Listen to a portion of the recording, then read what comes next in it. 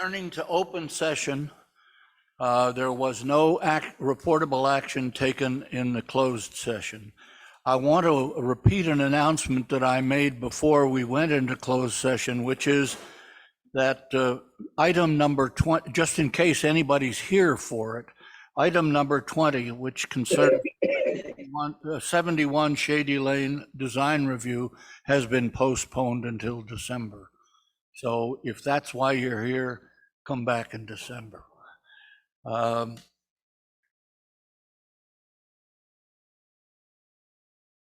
At this time, we are in open session, and the first item on the agenda is the introduction of one of our new employees by Rebecca. Good evening, Mayor Kuhl and council members. I am pleased to introduce you to Alex Lopez Vega. He's right here. A little bit about Alex is he graduated from San Francisco State University in 2021 with a BA in Urban Studies and Planning, where he became proficient in geographic information systems and data analysis. Prior to attending SF State, he served in the military for 9 years as a logistics administrator, as well as supervising and training new recruits. He has been, or was, a planning intern in the city of Richmond for the past year, and he came highly recommended to us, and we're very pleased that he is here with us. Nice to meet everyone. Happy to be here. Well, we're happy to have you. Probably the person who's happiest to have you is Rebecca.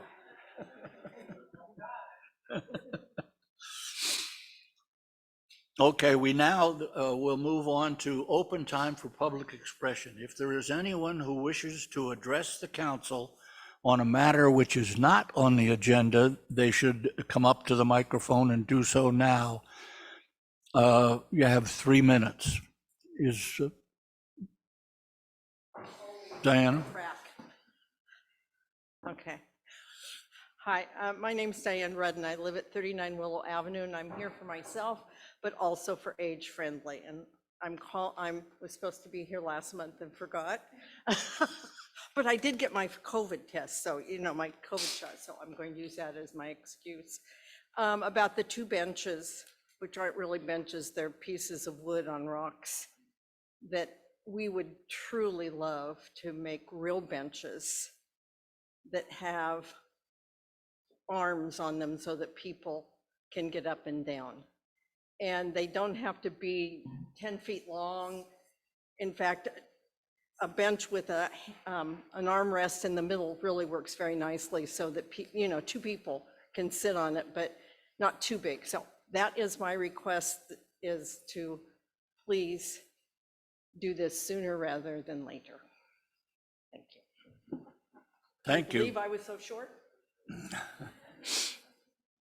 Is there anyone else who wishes to address us? Yes, Mayor. I have David Muller on Zoom. Go ahead, David. Can you hear me? Yes. Oh, perfect. So I'm used to seeing an unmute sign and I didn't see that. So good evening, Mayor Cole, council members and staff. My name is David Muller.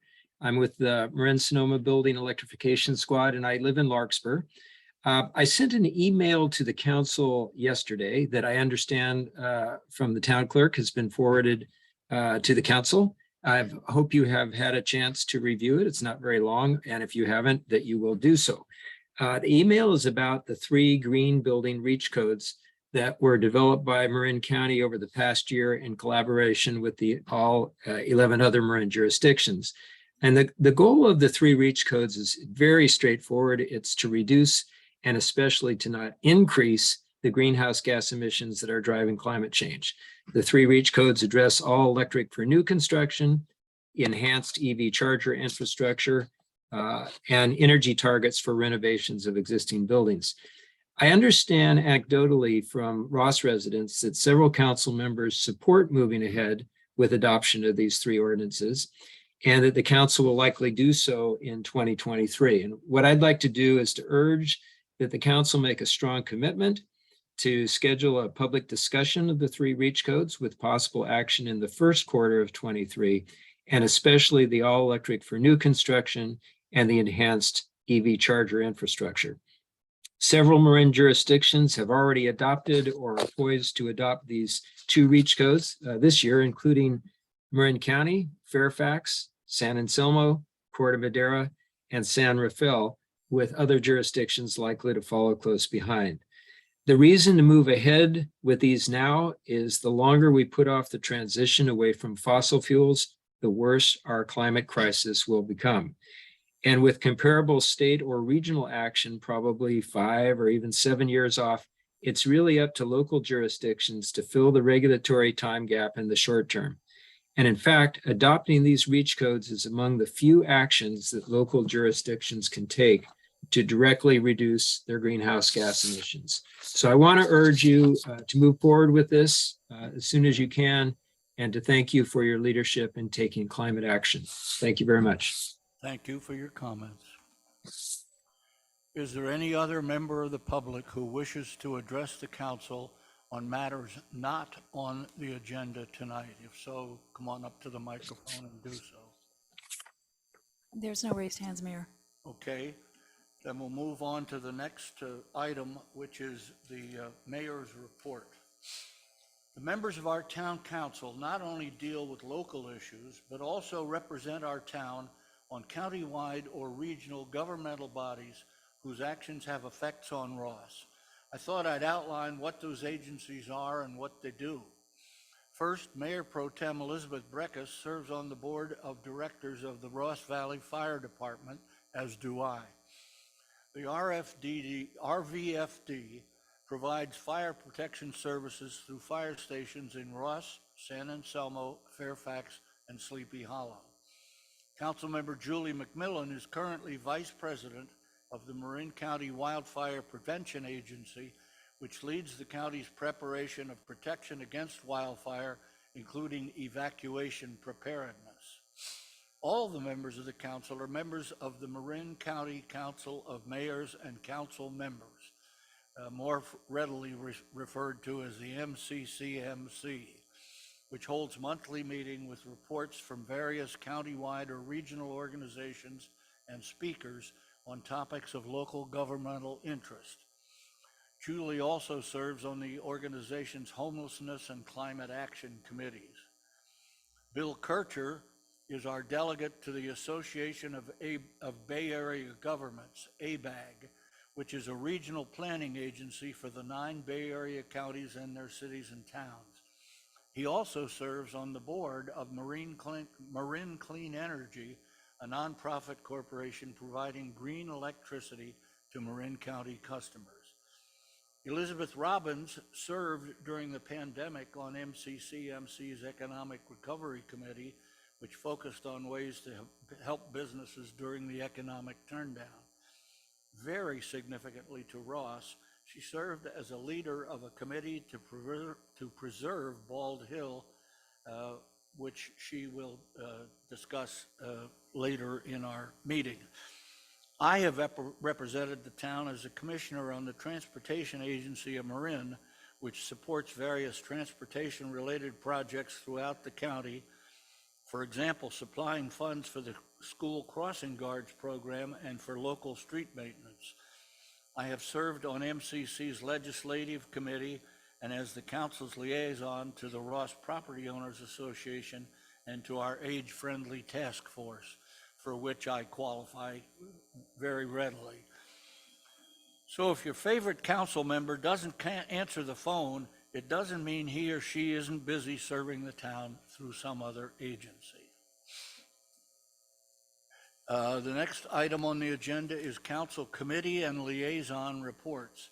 Is there any member of the council who has a liaison report of any sort? Seeing none, we'll move on to staff. and Excuse me, community- Mayor. Councilmember Kircher has raised his hand. Oh, Yes, I just have 2 quick reports. First of all, the MCE Clean Energy meeting this month was a very long one, or last month, I should say, very long one, almost 3.5 hours, I think.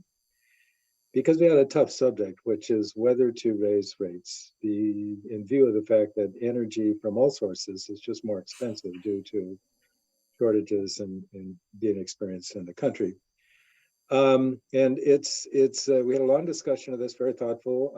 The question was, should MCE use its reserves to cushion the effect on ratepayers under the idea that perhaps this is more of a temporary thing rather than a permanent thing? But I'm not sure we had a consensus. I think we'll keep discussing this. The other side of the coin is we do want to make sure MCE has great credit, which it does. It's a very serious player in the energy markets because it's been so fiscally responsible. And also, as the alternate delegate, I went to the Climate Action Committee meeting in place of Julie McMillan, who had another commitment. And it was a very interesting discussion of what the other towns and the county are doing with regard to the issue of the REACH codes. And whether to, I think the consensus was it's a bit of a push to require this for a remodel, because remodels can be more cosmetic than physical or structural. But other towns are moving ahead, amending their REACH codes to require electric appliances for new construction. And something I learned, very interesting, I did not know this, but your gas range, it's not the time you spend cooking. Gas ranges leak a little bit. I didn't know that. And so the greenhouse effect is much more when your stove is off than when it's on. Okay, that's my report. Thank you, Bill. Anyone else have any liaison reports? Okay, then we'll move on to staff and community reports. First of all, the town manager, Krista Johnson. Good evening, Mayor and council members. Just a few updates for you this evening. First, as you know, our longtime town clerk, Linda Lopez, is retiring towards the end of December after 17 years of service to the Ross Town Council community. Thank you, Linda. And after a recruitment, it's a very important position, and we definitely had to get this position filled. So after an extensive recruitment, we have hired Cindy Martell and she officially starts working with the town on November 28th. However, she is here this evening to observe and start so she can try to hit the ground running. And I'd like to give her a warm welcome if we can. Cindy is...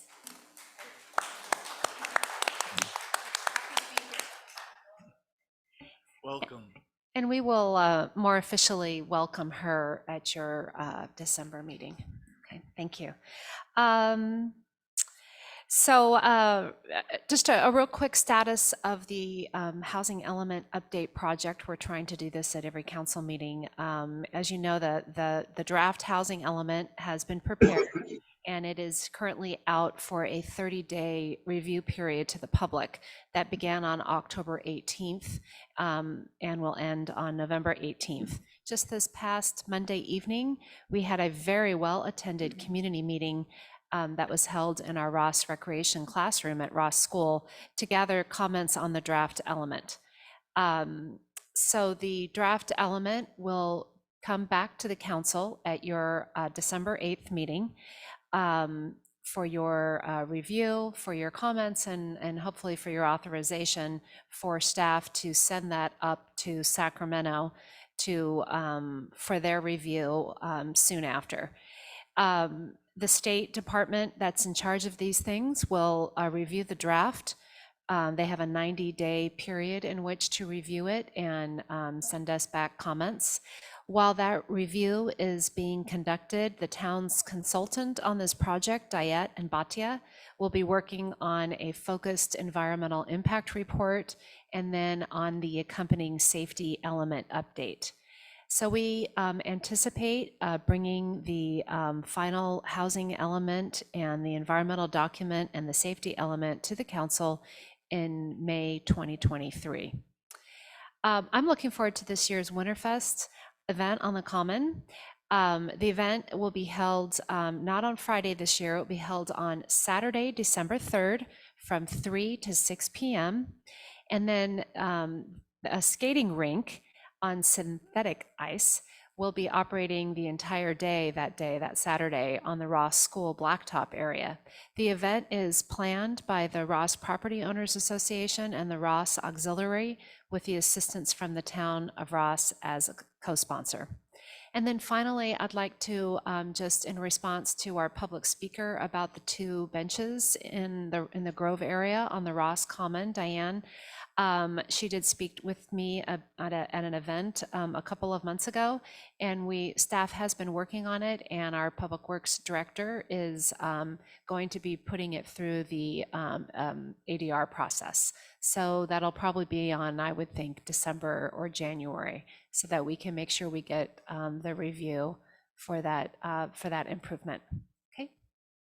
Thank you very much. Thank you. Is there anyone to report from the Ross Property Owners Association? Yes, it looks like Marcia Skull is on Zoom. Go ahead, Marcia.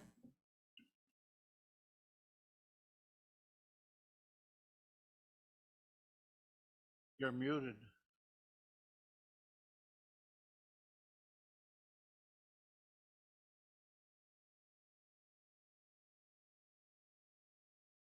I'm muted. Sorry. I'm doing what you did, Beach, the other night. Sorry. So hello, everybody. Good night. Good evening. I would like to report on RPOA. The first point I'd like to make is we have about 300 households as members this year. And we thank those of you on the town council who have contributed.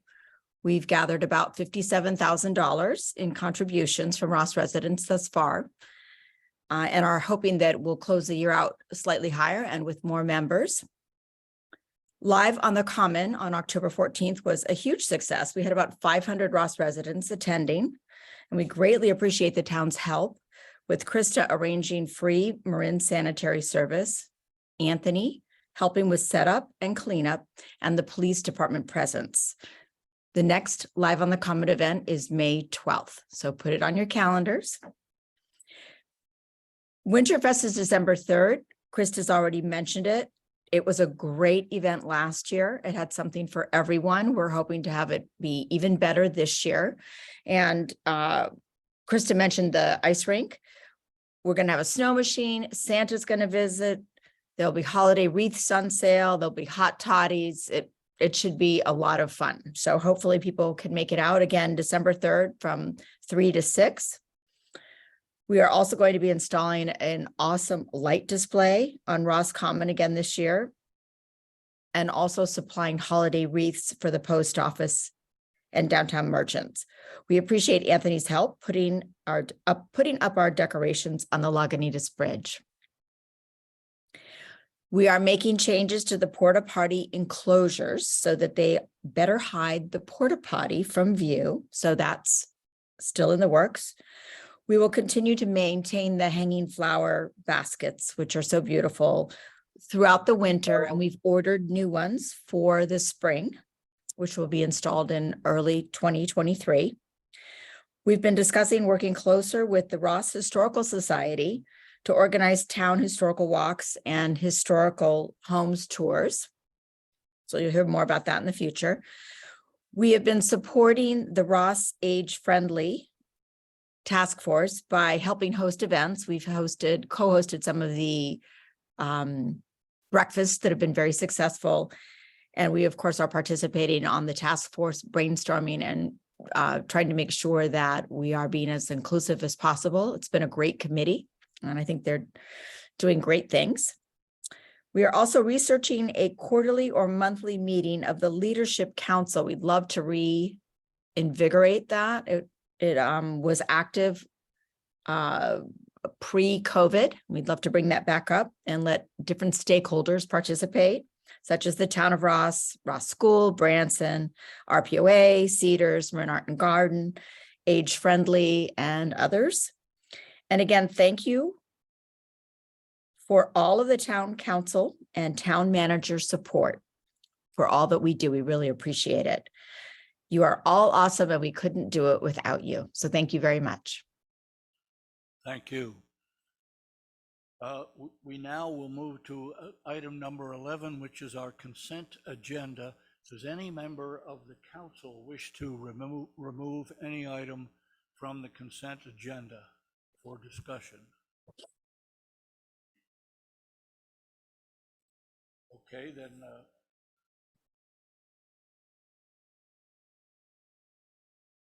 Bill, do you wish to remove any item? No, thank you. I'll entertain a motion for approval of the consent agenda. Oh, I'm sorry. Does any member of the public wish to request removal of any of the 8 items on the consent agenda for separate discussion? Seeing none? There's there's I'll no raised hands. Pardon me? There's no raised hands. Seeing none, I'll entertain a motion to approve. So I move to approve the consent calendar. Second. All right, let's take the vote. How do you vote, Councilmember McMillan? Aye. Councilmember Robbins? Aye. Councilmember Breckus? Aye. Councilmember Kircher? I think you're muted. Councilmember Kircher? Yes. And Mayor Cool. Aye. The motion passes unanimously for A through H of the consent calendar. That's the end of the consent agenda. We'll move now to public hearings on planning projects. The first of which is 12A, 21 Loma Linda Avenue, an accessory dwelling unit permit, and town council consideration of adoption of resolution number 2277. Rebecca? Good evening, Mayor Cool and council members. This is a 535 square foot ADU above an existing garage and carport. It is requiring an ADU permit because it is proposed in the front yard setback. When it went to the ADR hearing, it was unanimously recommended consistent with the design review findings. That's the end of my report. Happy to answer any questions. Are there any questions from any member of the council? Julie? Just a quick question, Rebecca. That's a really narrow road and constrained site, and I'm just wondering what arrangements will be made during construction for parking and staging. So part of the building permit issuance requires a parking, staging, construction plan. The contractor that has been hired by the applicant has over 40 years experience. I've personally worked with him before. He's a very responsible contractor. And he has a plan, and he intends that his crew and subs will carpool from downtown San Anselmo. There'll be a maximum of 2 vehicles at Loma Linda, and they would have access to the garage. The owners have been offered by a neighbor to park on their driveway during construction. So we will make sure that all comes through at the time of the building permit issuance, that we have a very thorough construction management plan. Anyone else have any questions for Rebecca? Any member of the council? The applicant or their representatives are entitled to up to 15 minutes to present their project. If they wish to do so, they need not do so, or they can use less than 15 minutes and save the rest of their time to present at a later stage. Does anybody, is there anyone who is appearing on behalf of the applicants? Do you want to make a presentation? Okay. I can assure you that that's fine with us. Okay. Does any member of the panel have any other questions for either the applicant or Markwick? All right, if not, we will proceed to, is there any member of the public who wishes to comment about this application? There are no raised hands, Mayor. Okay, then we'll bring it back to the council for consideration and voting. Does anyone have any want to make any comments about this item? I'll make a motion to approve resolution number 2277. Second. All right, let's take the vote. How do you vote, Councilmember McMillan? Aye. Councilmember Robbins? Aye. Councilmember Breckus? Aye. Councilmember Kircher? Councilmember Kircher, you're on mute.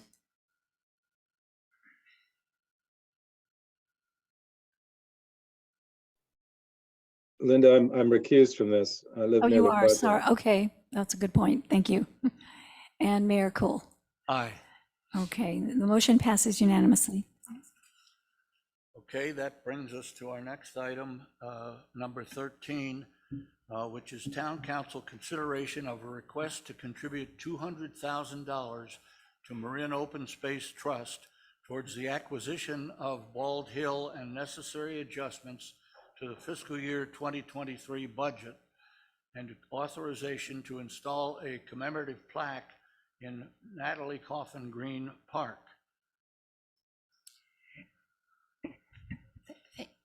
Thank you, Mayor. May I make a quick presentation? Pardon me? May I make a quick presentation? Yes. Just a few. So a request to consider a $200,000 contribution towards the acquisition of the Bald Hill property was placed on the Town Council's agenda tonight at the request of Council Members Robbins and McMillan. The Bald Hill property, comprised of 2 parcels, consists of approximately 60 acres of land and is prominently located at the top of Upper West Road in the town of Ross. The Bald Hill property has been a high priority for acquisition and preservation as open space by the broader Ross Valley and the Marin County communities since 1976. Acquisition would provide a point of access to MMWD lands as well as the Marin County Open Space District's Bald Hill Open Space Preserve by way of existing trails. The property has a 360-degree view from Bald Hill Summit to Mount Tamalpais and all of Marin, San Francisco, and San Pablo Bays. The property is a gateway to more than 100,000 acres of protected land. And in addition to providing the public with views and recreational opportunities, preserving Bald Hill safeguards important wildlife and native plant habitat. Marin Open Space Trust is currently in contract to acquire the property. Upon acquiring the property, the trust will transfer the property to the Marin County Open Space District to preserve its natural resource and open space values. If the Town Council authorizes a contribution to the Marin Open Space Trust for the purpose of acquiring the Bald Hill property, I will work with the town attorney, to execute an agreement that directs that the town's contribution will be deposited into an escrow account. The agreement will also direct that the monies will be returned to the town of Ross if the purchase is not made and transferred as open space to Marin County Open Space District. A request for a similar contribution has been made to the city of San Anselmo, and it's my understanding that it is going to be agendized for their town council to review and consider on their December 13th town council agenda. So in addition to the requested contribution, Councilmember Robbins has requested that the Open Space Trust be authorized by the town council to install a commemorative plaque in Natalie Coffin Green Park to recognize those institutions and individuals that assisted significantly in the acquisition of the Bald Hill property. The Marin Open Space Trust would pay for the purchase and the installation of the plaque. There is funding available in the Facilities and Equipment Fund to make a $200,000 contribution towards the acquisition of Bald Hill if the council so chooses. And I'd be happy to answer any questions, and I know that Council Members Robbins and McMillan have been very involved, and there might be speakers here tonight on this topic.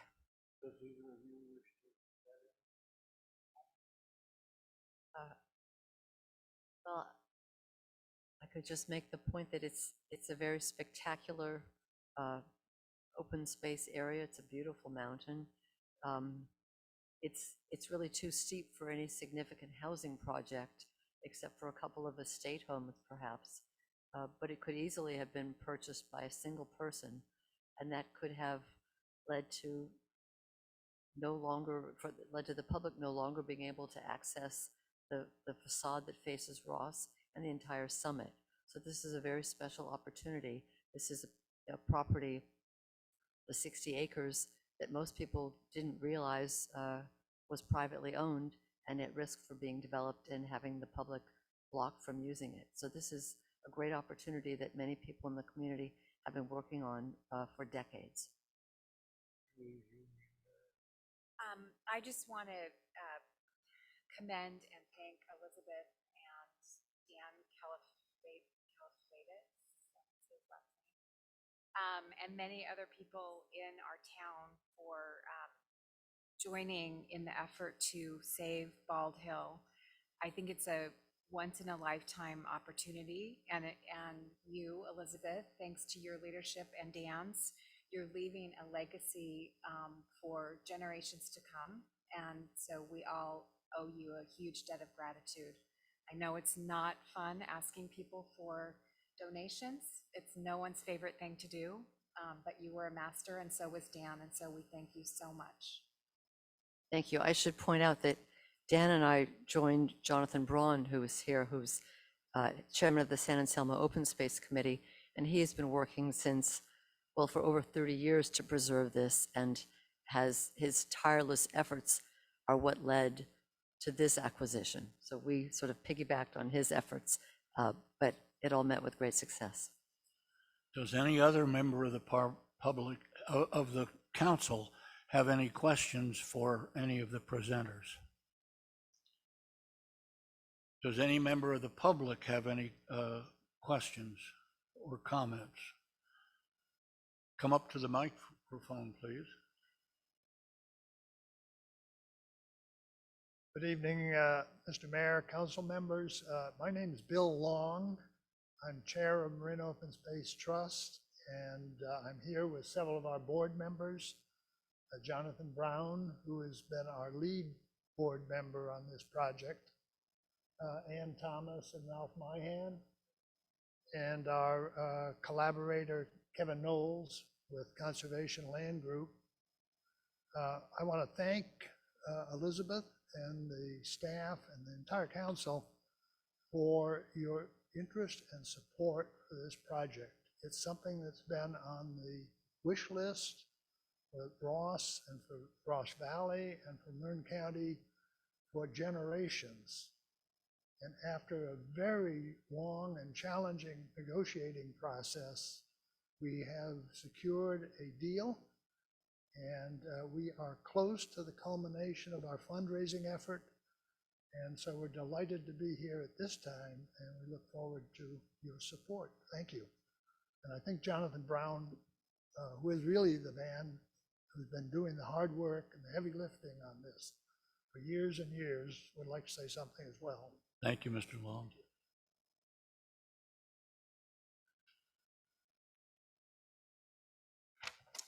Well, good evening, council members. Really great to be here tonight. I've spent many, many long hours in this chambers in the past. And if you'll indulge me, I'd like to just, well, first let me formally introduce myself. I am Jonathan Braun, and I am the co-chair of the Town of San Anselmo's Open Space Committee, which I've served for 41 years. And I also serve on the board of directors of Marin Open Space Trust. So I'd just like to read you a brief letter, and it's addressed to Dear Ann. Ross is definitely interested in joining with the San Anselmo Open Space Committee in a joint effort regarding Baldy and the feasibility of public acquisition. We are presently re-examining our general plan and our sphere of influence, and Mount Baldy is a significant community concern. Please have a member of the committee contact me so we can coordinate involvement of the town of Ross. Signed, Richard Julian Jr., dated February 3rd, 1987. So here we are 35 years later tonight. The story of the path that got us here could certainly fill a large volume. And it is quite a story. I've been calling this deal the Mount Everest of land deals. But we are close, as Bill pointed out, and your support would really be strategic and extremely helpful in achieving the goal of fundraising the amount of funds that are needed to purchase the property. And I do also want to recognize Elizabeth, who has just been stellar and an incredible colleague in working on this project. And I also want to point out that over the years, I've had the honor to work with many distinguished members of your council, including Peter Berry and Charlie Goodman, and Peter Breckus as well.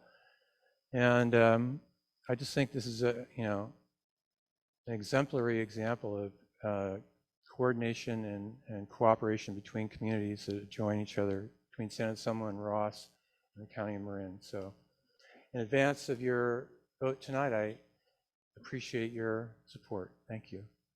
Thank you. Is there any other member of the public who wishes to address the council on this item? Seeing none, I'll bring it back to the council for consideration, discussion, and vote.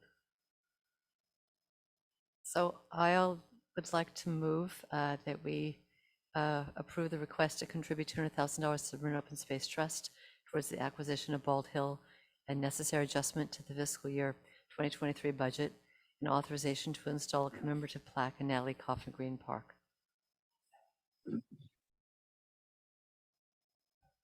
Sorry. How do you vote, Councilmember McMillan? Aye. And Councilmember Robbins? Aye. Councilmember Breckus? Aye. Councilmember Kircher? Aye. And Mayor Cole? Aye. And the motion passes unanimously.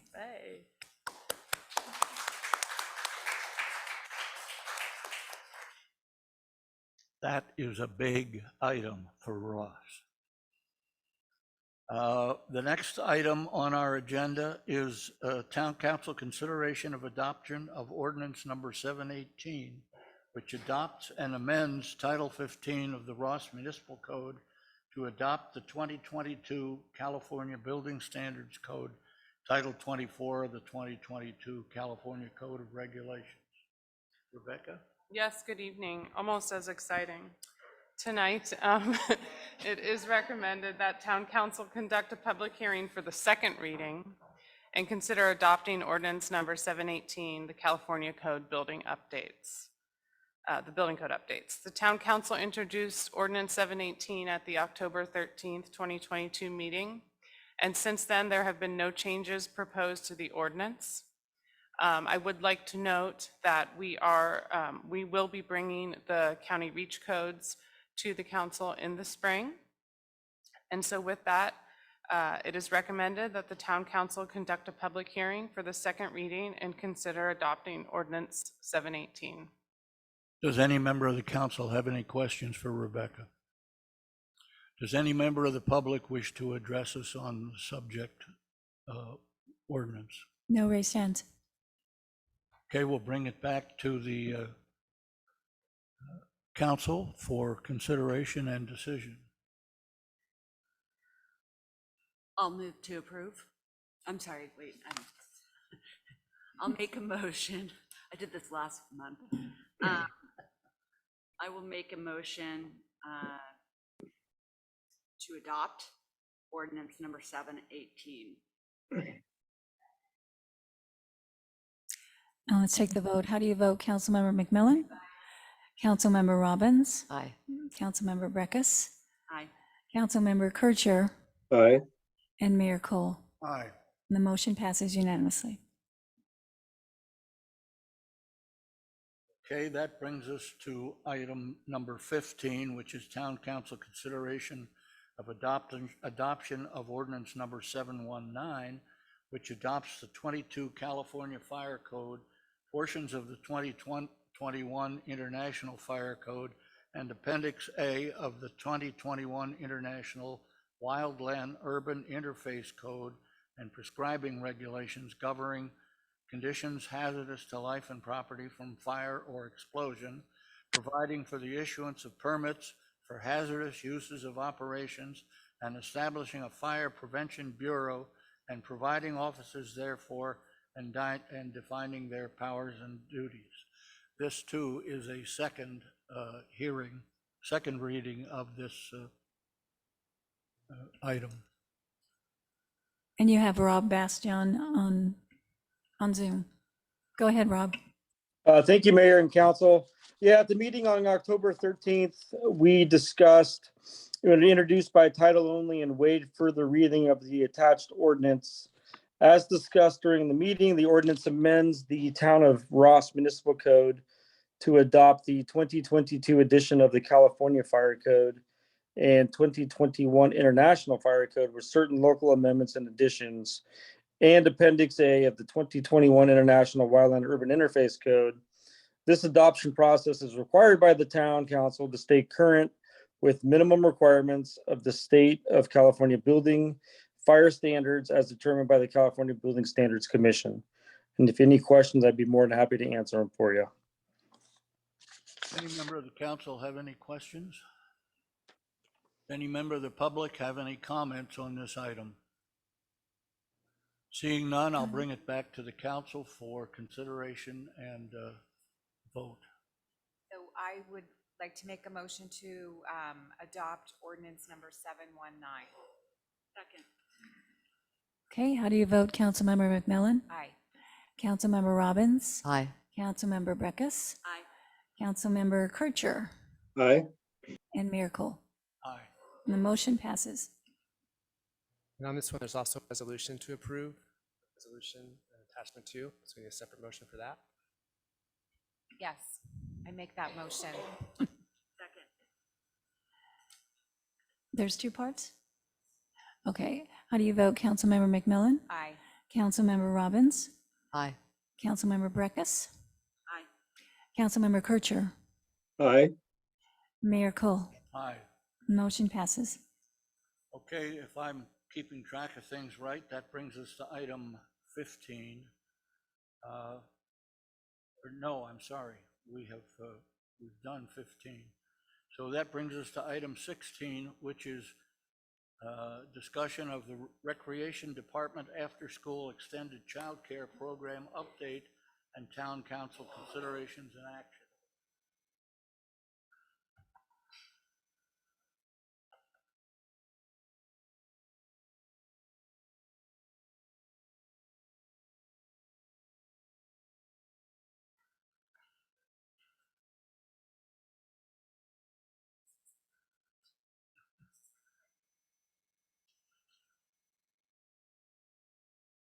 Gretchen? Good evening, Mayor Cool and council members. Thank you for having me tonight. I'm Gretchen Kastetz, the Recreation Manager for the Town of Ross.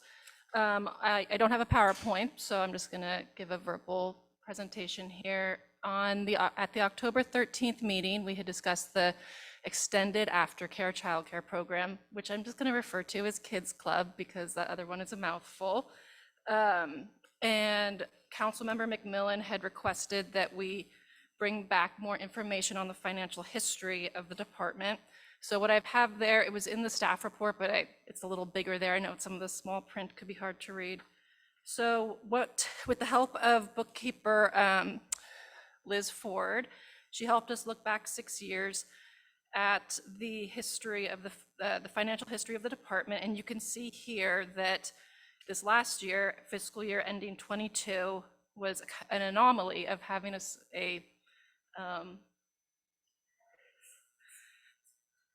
revenues exceeding expenditures. And in the 5 fiscal years prior to that, there was actually a net loss. So the anomaly here is due to a decrease in staffing and expenses during COVID.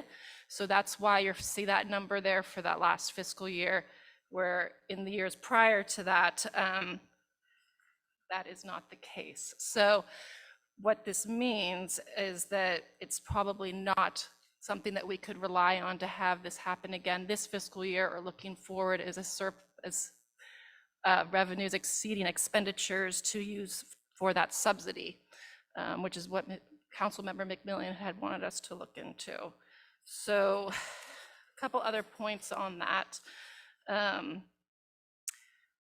As we move forward, some of the expenses that we had worked to cut back on during COVID, such as marketing, advertising, staffing, custodial, that type of stuff is going to have to increase along with the programming that we're also increasing because we're getting back up to a full load of programs again. So, which is great because lots more people are getting to be able to participate in these, but with that does come more expenses.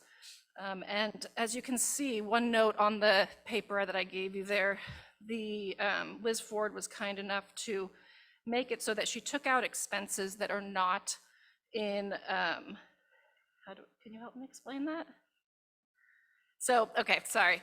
So for example, for fiscal year ending 17 and 18, that's when we had the Ross Preschool under the Recreation Department in the town. So she took those expenses out because we no longer have the preschool under the Recreation Department, so that the numbers are actually showing the expenses that we have now in relation to the expenses that we had then. So I just wanted to make a note of that.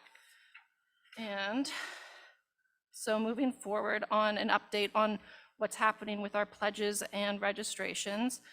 We opened our pledges after the October 13th meeting. We had a 2-week period to get those pledges, and we did reach the minimum. We actually had 19 pledges submitted for the 100 non-refundable deposit. Of those 19 pledges, once we opened our registration, which was on, October 31st, we opened actual registration for the program. So far, we've had 5 paid registrations for the 5 days, which would be Monday through Friday, and 4 registrations paid for the 2 days. So right now, that would look like 6 or 7 kids a day per week, but we are not going to close registration. It's open indefinitely until we reached a maximum number. So people could register after it starts on January 4th. They have, a couple more months to register. So we are hopeful that we'll get that number up, and we're going to be marketing it both through the Recreation Department and through the Ross School, and the superintendent's office is going to help us with that. We'll be putting it in their ePocket newsletter along with eBlasts from the Recreation Department itself. So right now, if we were to get those 19 pledges to actually register, there would be no subsidy necessary from the town. If that does not happen, as of right now with the 7 participants, we're looking at well, actually the number has decreased. So we're looking at approximately around a 20,000 subsidy from the town with the current numbers, but that could change. There are 2 months before it starts. And as I said, we will be doing all that we can to get the word out and let people know what a great program it's going to be. So that's where we're at right now, and I'm more than happy to answer any questions about that. Any member of the council have any questions for Ms. Castitz? So let me make sure I understand. So it's assuming you go out in the community and 3 more people sign up. Do you then say, but I have to let you know? I mean, well, I'm assuming it's if someone asked, or I don't know how you're wording it on it, but that this won't go if we don't have a certain threshold, because I mean, people make childcare decisions, i.e. letting a nanny go, changing from one place to another, whatever it is, kind of far in advance, especially when they're really reliant on childcare. So I'm just going to, could you just explain how that Thank you part's for gonna work? asking that. I should have clarified. So from what I understood from the last meeting and what we're moving forward with is that running the program was going to be based on the pledges that we got, because we had to move forward once we got that minimum with hiring. And because like you said, I'm a mom too, and I understand that you need to be able to plan. You can't have notice a week before, and so whether or not we actually get to that 10 minimum registered, we're going to be running the program based on those pledges that we got, because we got 19 pledges. I'm really hoping that people choose to follow through with those pledges and make their registration. And like I said, it doesn't mean that, if we start the program on January 4th and there's 7 kids in it, it doesn't mean that people can't register throughout the school year. And And like I said, we will keep registration open until we would, until we would hit a maximum, which wouldn't be till, like 20 kids or something like that or more. So there will always be an opportunity to register and hopefully get that number up. And maybe as the program goes on and people see what's going on and the fun projects that we're doing and things like that, word will spread. So, Thank you. yeah. Any other member, Julie? Yeah, Gretchen, just two questions. I'm wondering where you are in the hiring of staff. So I'll take that question first. Okay, so we put the ad out right away after the meeting to try to spread the word, and there is one person that we are interested in hiring. She has experience working with children. She's young and vibrant and really excited about the potential of being here. She works with pre-K through 8th graders and very calm but fun demeanor. And so I'm looking forward to that. And we're kind of in the process with her. I really need to find a second person. So that's what's going on now. And we're just in the process of spreading the word, getting it out onto the hiring sites. Yeah, so that's where we're at. One person looks pretty solid and still looking for that second. Thank you. My other thing is more of a comment. So maybe I'll wait to make my comment. Anyone else on the council have any questions for Gretchen? If not, I'll open it to public comment about this event. There's no raised hands, Mayor. Okay, there being no public comment, I'll bring it back for consideration. Julie, you're first in line for a comment. Yeah, my comment is, I was kind of surprised by these numbers. It looks like we, the town, are subsidizing the recreation department around $72,000 a year for the last 5 years. So we've been running at a deficit for 5 years, and then it's only this last year where we're positive. I don't know enough about the recreation department going back in time to know whether this is normal. But I think it's something that we need to be monitoring, and I think we need to be more careful about it than we probably have been in the past. Because I don't think, if we're running a $72,000 deficit subsidy, and then on top of that, potentially a $20,000 subsidy for the kids' care that will only be from January to June. So if it continues, it could be another 20,000. It just concerns me that we're racking up the deficit spending. Yeah. Can I just make a comment on that? I was on Ross Rec liaison, and I remember these numbers very well, and they were making a profit on the preschools, and we spun one off, and then we spun a second off. And so that's pretty recent history. Maybe we haven't done a study since then, but that's not historically accurate. In fact, Ross Rec was accruing money at kind of an alarming rate. So, if these numbers are holding in, I think the picture's a little different, because when you take out one of those preschools that was not just an even number completely, that's where that history is off, I think. Yeah, So it may be a fee study is needed to make sure rec pays for itself, but if we fear that it's not. Yeah, I was on that board too, and when there were robust surpluses.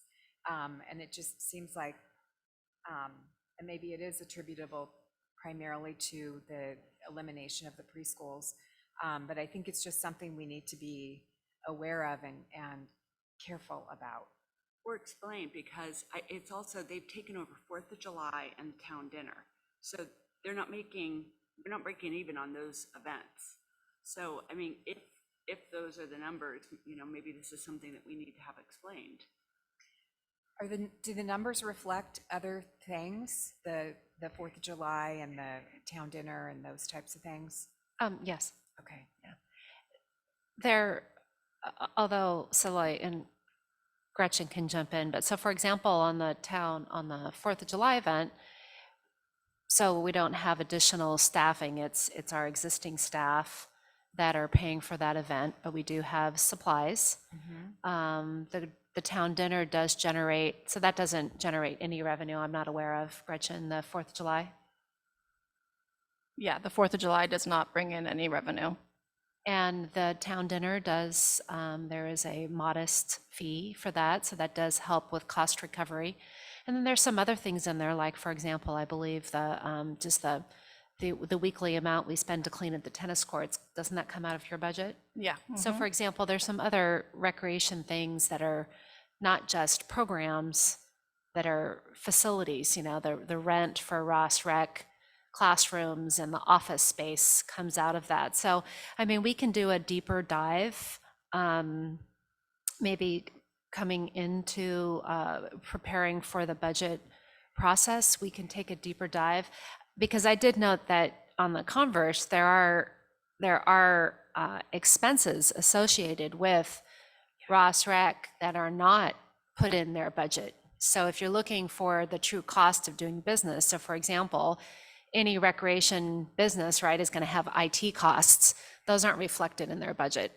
That any attorney time is not usually reflected in their budget, ongoing, that's a separate budget item. So there are some things that are not costs that are not attributed to their budget so it's a little bit, what are you defining as their budget, cost allocation, what we do, what we don't. And that's why it's really difficult when you start trying to compare our recreation to other cities, because it's difficult to compare apples to apples. But I guess when we talk about this in the budget workshop, it might be good to have a number 5 on the footnotes that break out what the expenses are for the 4th of July and the town dinner, so that can be explained, and maybe even an estimate of what the other, the flip side, attorneys, IT, all that other stuff.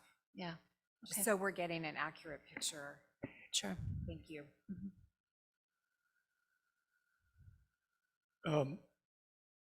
It was my understanding that we were considering the running of this program for next spring as kind of a test case to see if it was economically feasible.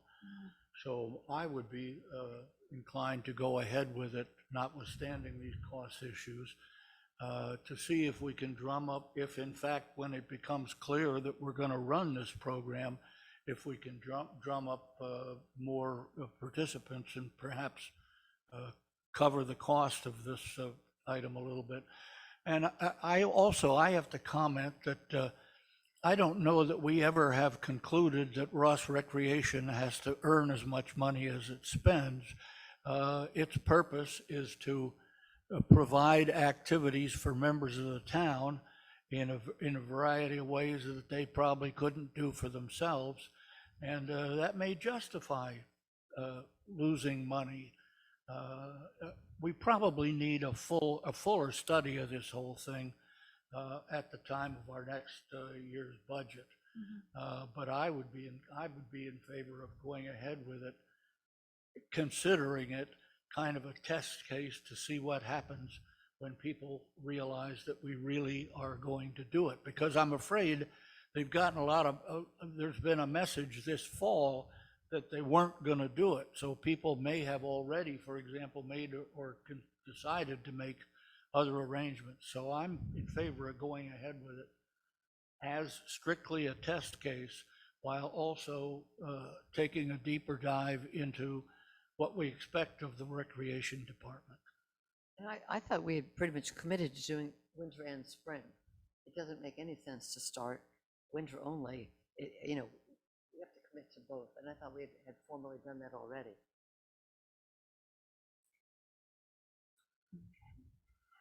Okay, any other comment?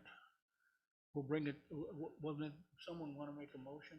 I don't think it's agendized as an action item. I think it was just like, come back and tell us what this trial period did. So I think if that's correct, then we don't need a motion. It says action. Yeah, you could provide direction to us if you wanted any changes made in the implementation, but I guess what I'm hearing from the council is to keep going forward as you discussed at your last council meeting. So we'll keep going forward, and Gretchen was describing the kind of marketing that we're going to be doing, and we're still a couple months out.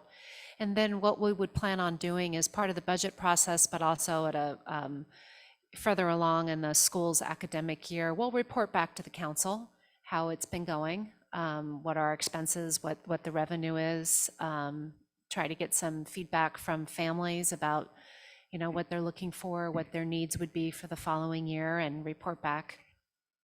Do you think you have adequate guidance for the moment? Yes, sir, I do, but let me check with our recreation manager. Okay. Yes, thank you, council. Anyone else on the council have any comments that I rode roughshod over? Okay, we'll move on to our next item then, which is a town council discussion regarding potential addition of pickleball on the existing tennis and padel ball facility in Ross.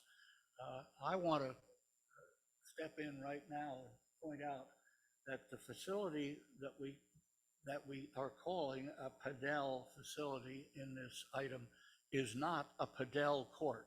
That's a different game, and it's somewhat differently. It's very similar to platform tennis, but it is a different game. Just so you understand that.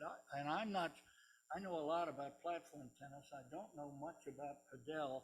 I think it may be a game which has got concrete walls instead of fencing around it, but I may be, there are a number of those games out there that are similar, and I think, and padel is one of them. I have a feeling you know more about padel than anybody else on council, but it's just my guess. Rich, are you presenting on this one? Yes, I am, Mayor and Council, Rich Simonich, Public Works Director. By no means myself nor anyone else, I believe, are padel, or I thought it was pronounced paddle ball court. I don't know if it's not a padel court. I don't know what it is, because it's paddle ball. Or more proper, formally, it's platform tennis. Platform tennis. Okay. Thank you. I stand corrected. So a few months. Let me see. I think I need to share screen here. Is that correct? Hold on a second. There we go. From the beginning. That's not the beginning. Okay. Again, Mayor and Council, a few months back, staff was requested to look into some options in introducing pickleball to our current tennis and platform tennis court as an additional recreational facility for the town. So we looked into it, consulted with a contractor who does this sort of work to get some idea of pricing and scope. And tonight we're going to present 4 options for considerations. Of course, if there are any other options that the public or council can come up with, we can entertain those as well. So the 4 options we came up with first option would be just to kind of maintain status quo and allow, we would officially allow pickleball to be played on either the tennis courts or the paddleball courts. The residents could bring their own markers, and I'm going to have some graphic examples coming up here, and they could just play it by placing these markers and turning in either the platform tennis or padel ball court or one of the tennis courts into a temporary pickleball court. The other option would be to actually paint the pickleball court lines onto either the paddleball court or one of the tennis courts, so allowing them allowing residents to either play pickleball or paddleball, but these would be semi-permanent. So this would be like a pilot program that we would introduce, see how it goes.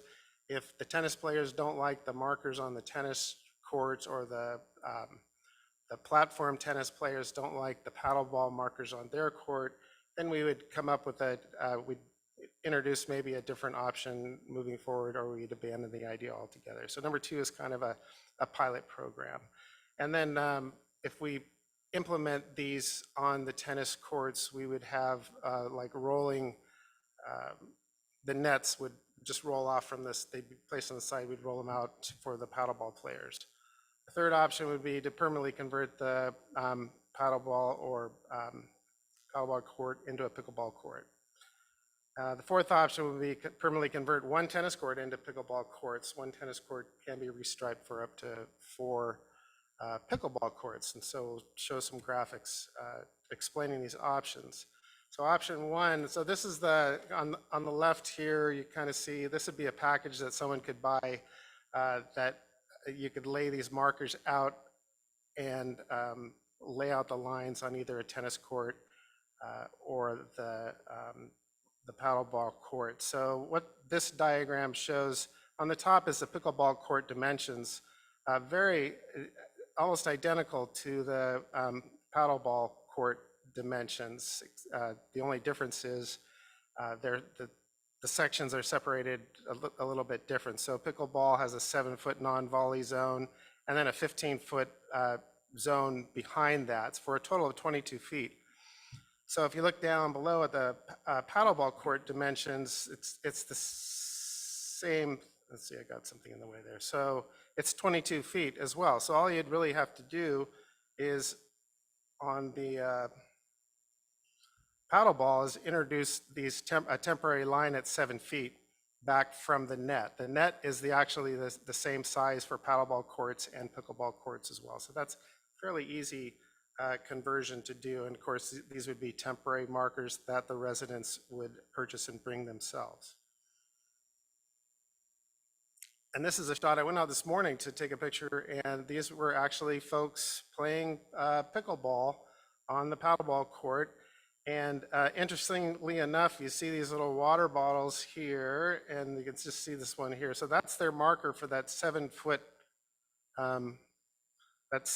line. So they're using their water bottles to lay that out.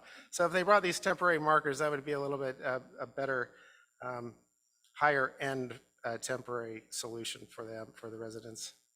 So this is an example of co-locating pickleball onto actually a tennis court. So this example shows 2 pickleball courts, one on either side of the net. This is how it would look for, these are the nets. You can see the wheels, and they would roll off, and we would store these on the side so that tennis players could play, and the 2 sports would be co-located. And this is another example. This is actually, it's a tennis court where we've put 4 pickleball courts onto a single court. You can tell it gets a little bit busy looking, but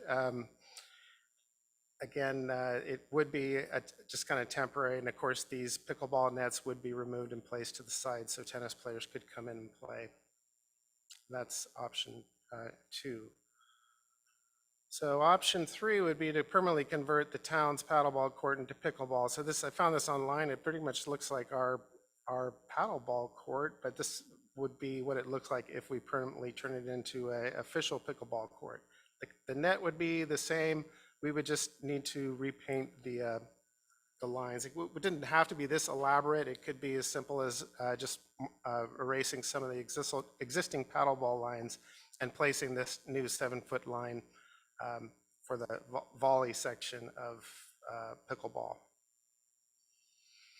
So option 4 would be to permanently convert one of the town's tennis courts into pickleball courts up to 4. So this is one of our tennis courts right here. I took this picture so that, there's plenty of room to do this sort of configuration that you can see here on the lower right, where you have 4 paddleball courts placed within the tennis court, and the tennis court tennis net would be right in the middle here.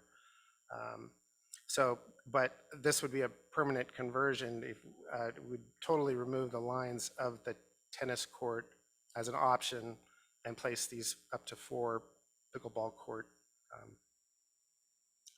courts. So that concludes my presentation, and even though again we are not pickleball or obviously paddleball experts, we are here to answer your questions that you may have. Thank you. Rich or Gretchen, do we know how many people actually use the courts for tennis and for platform tennis or paddleball, whatever we're calling it? Yeah, I'm not sure what to call it. So we don't have a exact number of how many use it per day because we don't have a reservation system, so it's hard to monitor an exact number. But what we do have is, because we sell the keys to the courts, we have sold approximately 150 keys since we rekeyed it in October 2021. So we know that's how many residents have keys to the courts. And that key does work for both tennis courts and the paddleball platform tennis court. And then in addition to that, we have the Ross Recreation tennis classes that are run there, which are usually 2 to 3 mornings a week for adults from 9 to 12:30. And then we have usually 2 afternoons of youth classes from 2:45 to 5:15 approximately. So those are none of our Ross Recreation classes involve the paddle/platform tennis court at this time. And everything else is first come, first serve, other than the Ross Recreation classes. Do the classes use both of the tennis courts? No, they usually just use one court because there's one instructor. And they have a limit of usually 8 participants per class, so they're able to run it on one court. Anyone else have any questions? One thing that I wondered about is how do the court users know that we're talking about this? And I asked Krista about, have we notified the people who have purchased keys? And I think we haven't been able to, we don't have their email, so we haven't really sent out a notification yet to the people who purchased keys. Is that right? That's right, yeah. So we were trying to discuss a solution to how we can communicate this to the key holders. We do have most of their mailing addresses, so that's potentially one way, but it also might be nice to put up signage over at the courts so that the people that do utilize them are able to see what's happening and that they know this is potentially something that could be coming and that they're able to have time to give feedback. Because we might find that no one needs the paddleball court, and that's an easy fix. That goes to pickleball, and that we think a little bit about what we do with the tennis courts based on who's using them and for what. I mean, having input from the users would certainly be helpful. I guess that's more of a comment than a question, but the question was, have we been able to notify the users, and we haven't yet. So I think we can, when we discuss it more, that might be a reason to hear more before we start painting lines. I don't mean to sound like some know-it-all, but you can put 4 pickleball courts on a tennis court. You can put 2 on one half of the tennis court. You can buy, as I think Rich mentioned, you can buy rolling courts that are the right height for pickleball, and you can roll them in place, and then when you're done playing, you roll them off to the side, and somebody can use them for tennis, the court for tennis.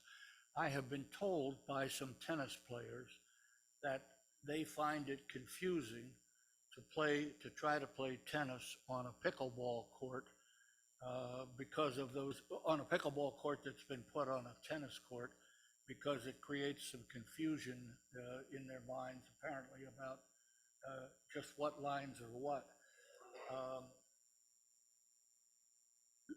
There is one difference between a pickleball court and a platform tennis court, and that is that platform tennis is played on an aluminum deck, and pickleball usually is played on a tennis court surface. If you've ever driven by the entrance to what used to be called Squaw Valley until a few years ago, there are 3 pickleball courts that are built there and that get a lot of play. I am aware of another location in the Tahoe area where one of the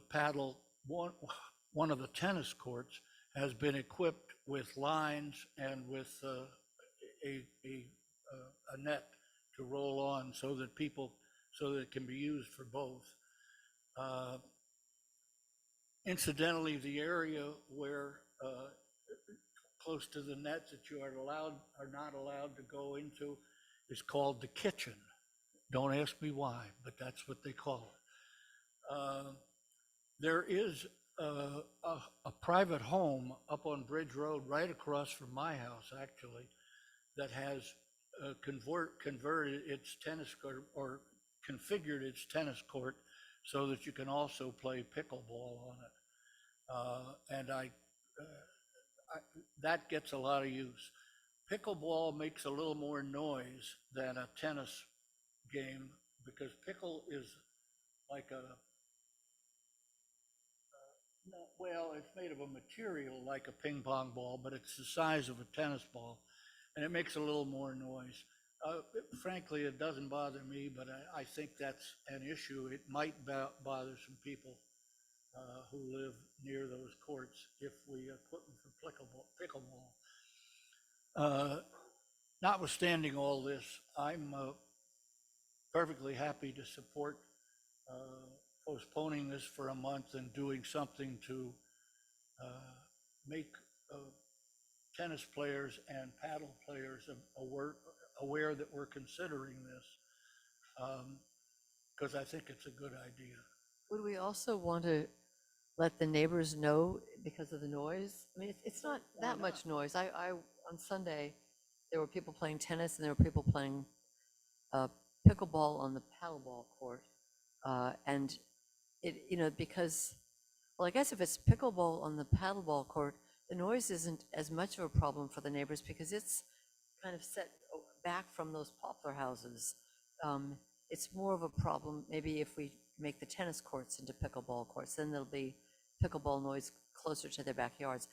But a question is, is this like notifying people within 500 feet that we should do it? I don't know. This was supposed to be the question session, and I didn't ask a question.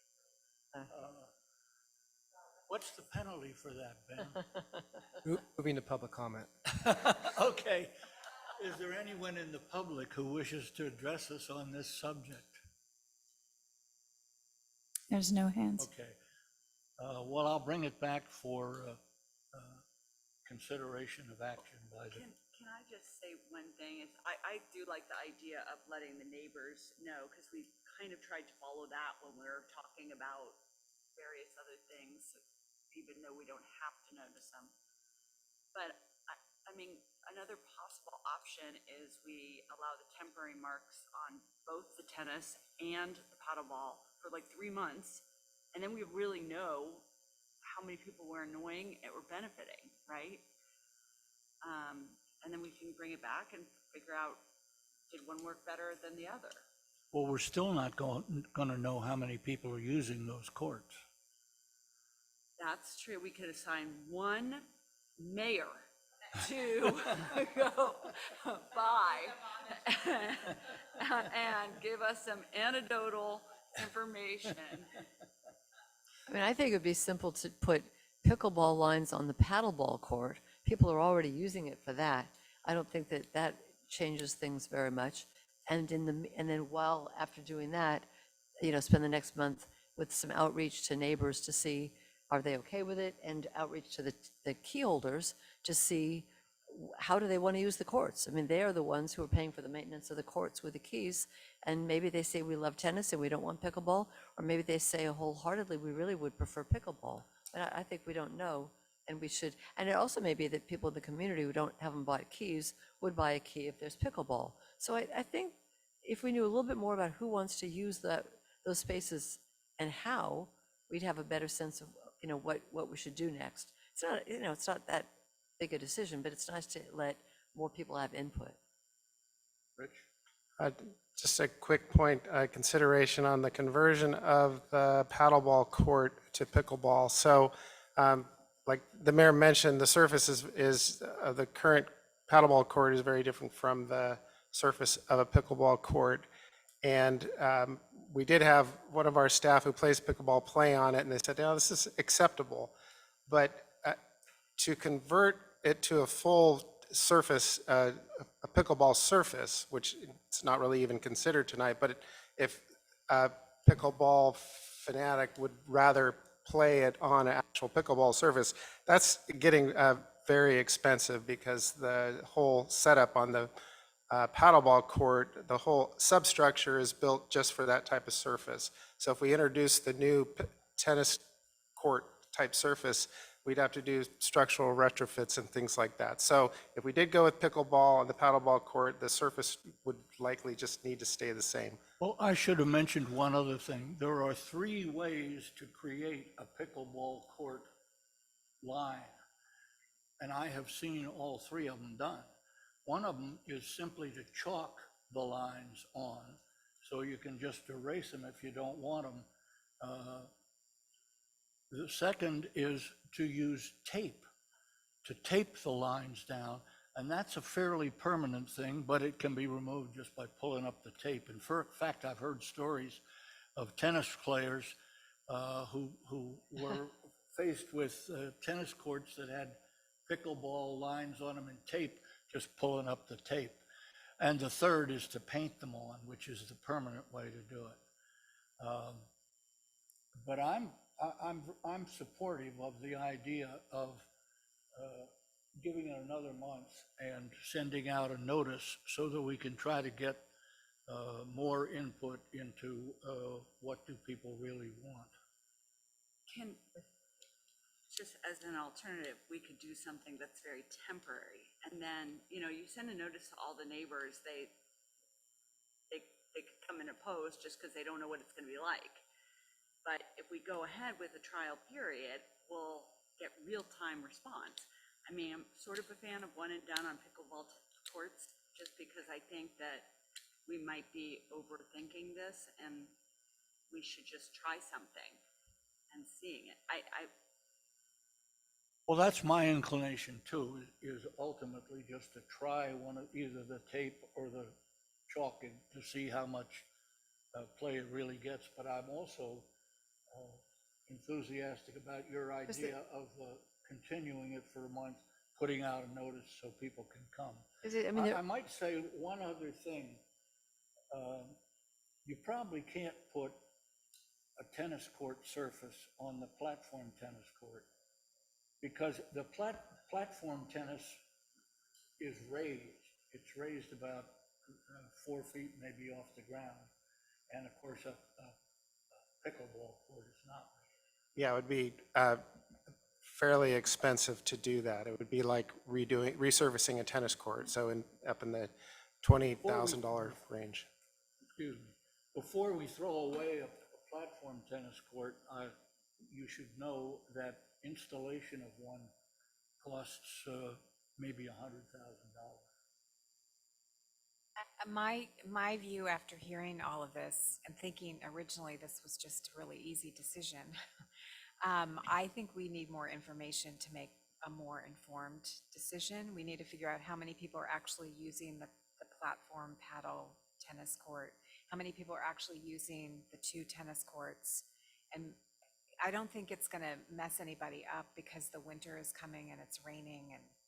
But if we could just get information from the 150 people who have bought keys, and then have that information to help us have a better informed decision, rather than doing a pilot and potentially making a lot of people really upset because they didn't hear about it, but they paid money. I think that might be a better way to go.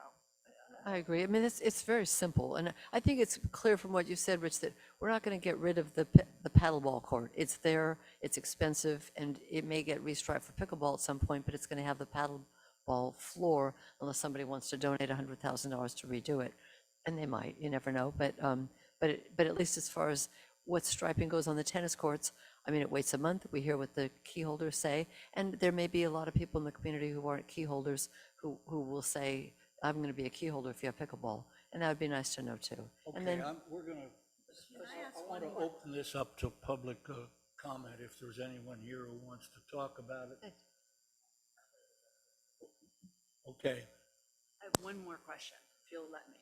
I will let you. Gretchen, do you see an opportunity for Ross Rec to possibly run some programs? And if it did, if we moved it to the paddle court, would that just allow, 4 participants, whereas if we did on the tennis courts, you could run a program that makes more economic sense? Yeah, I mean, if there were more courts, then we could obviously have a higher number of participants in a class. So if there were 4 pickleball courts on a tennis court, then you can have more people in the class doing it. And I wish I knew more about pickleball, but from my understanding, there's a bit of a rotation that happens. So I think you could, if somebody knows more about it, you can have more than 4 people at a time playing, but they rotate in. But yes, there would be an opportunity to have pickleball classes if we had pickleball courts. So You could have 16 people playing Yes. one court? on one tennis court. Oh, tennis. Because it would be 4 pickleball courts.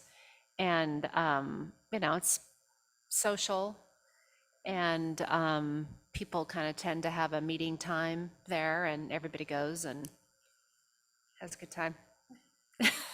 So if you did it on the paddleball court, right, we can only get 2 pickleball courts on a paddle court platform. just one.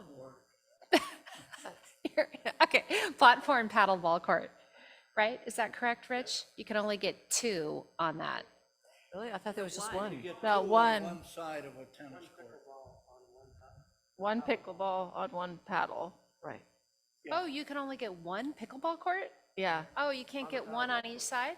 They're identical size. Oh, I'm sorry, a little dense on that. But that's kind of a consideration if we could get feedback from people. We have noticed that when we have walked by, that people are playing pickleball on the paddleball court right now. So that seems to be where people are going. And so far, at least the Recreation Department, I don't believe the town have not received any complaints about noise from that happening. So that's a good sign for that. Well, I would like to suggest that somebody move that we continue it a month and send out a notice to everybody who has a key. Do we have to do a motion, or is this enough direction? We can do a direction. You don't need a motion for that. Okay. Fine. Madam Town Manager, is that okay with you? Yes, I was just checking with our recreation manager if that was enough time to get it out and try to get a response and be able to get it to the council in your packet. So, and I believe the answer is yes, as long as she does it like on Monday. I mean, it's winter. We could wait till January. Except then our recreation manager won't be here. Whatever. And then I'm doing it. We're going to make sure we get email addresses now whenever we sell a key, by the way. Simplify this. And remember, it's called the kitchen. You can't The go in. kitchen. The kitchen? The kitchen. I have heard that. Okay. Okay, so is everybody satisfied with that handling of it for now?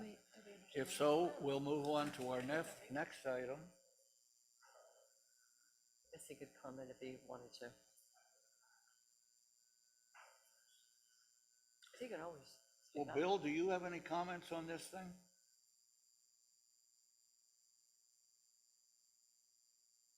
You may have gotten bored. I think it's, No, Beach, I'm comfortable with what the council, the direction the council's given. I would like more information. Thanks. All right, we'll move on to item 18, which is a planning agenda for 40 Madrona Avenue, design review, accessory dwelling unit, and nonconformity permit, and town council consideration of adoption of resolution 2278. Rebecca. Yes, thank you. Good evening. Tonight, the applicant is requesting approval of design review and a nonconformity permit for a second-story addition at the front of the house and an increase of the height in the nonconforming setback at the existing single-family home. The project proposes to remodel the existing single-family home. Development includes a new attached ADU, a second-story addition, a cellar, raised plate height, roof and windows, interior renovations, and revised terraces, stairs, pathways, and a gate. In addition to design review, the project does require a nonconformity permit to allow the plate height and roof in the nonconforming portion of the structure to be raised. With that raised roof, the proposed construction will not result in any new setback encroachments or deviations from the applicable standards. This project, the total impervious surface of the site will increase by approximately 800 square feet. The project includes a bioretention basin and landscape design to allow for dispersed runoff of water to the vegetated portion of the property in order to mitigate that increase. On October 18th, 2022, the ADR group unanimously recommended that the project is consistent with the design review criteria and standards. They did have some recommendations regarding the roof deck. The applicant has amended the plans according to the ADR members' advice. The changes include the flat roof in the middle of the house was changed to a shed roof, and the roof deck terrace has been removed from that upper level. However, there is a small roof deck off the upper bedroom hallway that looks over 40 Madrona's backyard only, which alleviates any privacy impacts to 18 Madrona. Prior to the ADR hearing, staff did receive 5 letters in support of the project. Additionally, staff received an email from the property owners at 18 Madrona, who were concerned about the roof deck, the landscaping, and drainage. And today, council members did receive an email from those property owners who are now in support of the project. They've worked out their concerns with the applicant. So at this point, staff is recommending that the town council adopt resolution number 2278, approving design review and nonconformity permit for the subject project as described. And I am available for questions. Okay, the applicant has 15 minutes if he or she wishes to use it to present their case, or they can use part of it and reserve part of it. Does the applicant want to do anything separate at the moment? I thought we'd get the applicant first, and then we can ask either of them.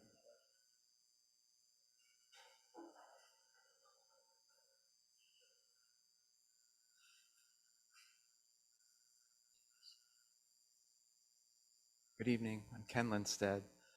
Thanks for hearing this tonight. At our last ADR, I felt like we had a pretty good consensus among neighbors and from ADR members that the project was in conformance and a good one, and neighbors were happy. We had a mildly spirited discussion about the roof deck at the hearing, and I feel like it resolved in a really great way. I mean, we had one ADR member that said roof decks in general in Ross, maybe not a great idea just because of the privacy concerns that come up. A couple of the ADR members felt like it was far enough away from the neighbor that we could take care of it with screening. So we decided as a team that it would be best just to kind of reduce the terrace, so, harmonious neighbor relations. I don't think the plan suffered. And Amy Lewis, the owner, is here, and she met with the neighbors, with Janelle, to look at screening primarily, and then we just amended the plan so that the roof terrace wasn't so much of an issue anymore. So I'm here to answer questions, or Amy can, would you like to talk about that? Amy? Or you, okay. Okay, does any member of the council have any questions either for Rebecca or for the applicant?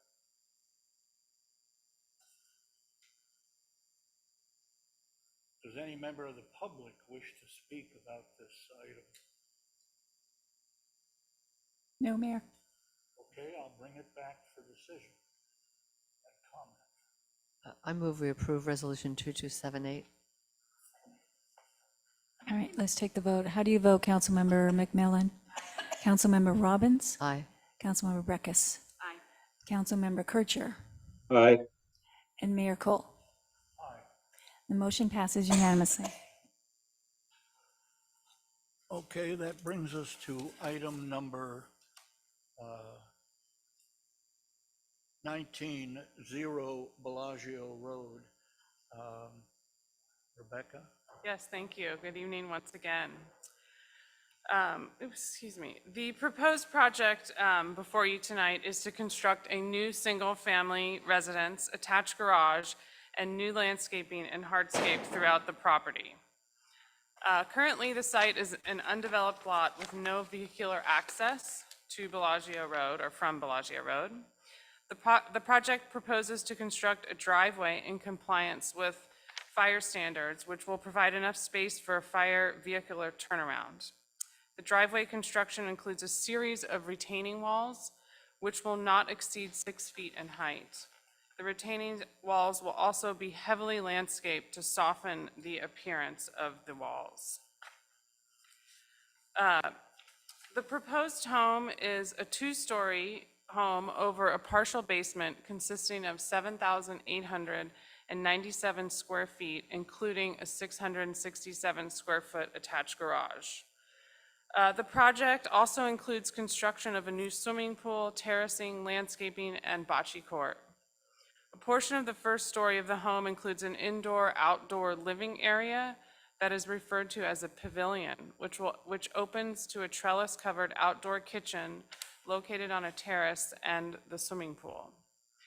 The applicants intend to make an application for an ADU, which is shown on the site plan sheet A1.00. However, the ADU is not part of the proposed project as it meets all the requirements for ministerial approval. The primary exterior materials include vertical wood siding, creamy sand stucco, aluminum windows and doors in dark bronze, and stone veneer cladding. A standing seam metal roof in warm gray is proposed. The project proposes to remove 101 trees, and at this point have 2 trees to replace them, but there is also a revised landscape plan that you have received that has an addition of English laurel along the Bellagio Road to sort of mitigate that tree removal, which is required by fire, as well as to actually construct the home.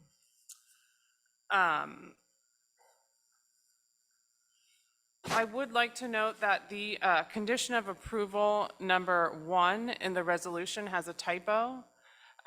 The approval authorizes, and it should read like this: the approval authorizes design review for construction of a new 2-story with basement, single-family residence, including an attached garage and landscape improvements located at 0 Bellagio Road. There's just a typo there, but that needs to be in the record. So I have received correspondence from the property owners at 7 and 14 Bellagio Road. They are concerned about tree removal, construction traffic, drainage, and the private road and construction fencing. And happy to discuss that should you have any questions. At this point, we are recommending that the town council consider adoption of Resolution 2279, approving design review for the subject project as described. Okay, once again, in what I think is the interest of time, I'm going to call upon the applicant or his representative, his or her representative, if they wish to make a statement, they have up to 15 minutes. They can save part of that for a rebuttal later if they wish to do so. Does the applicant want to? Mayor, if I may, before we do that, our procedures do require questions of staff first. So They require yeah, it? so we can Okay. probably go from that Got first. questions of staff?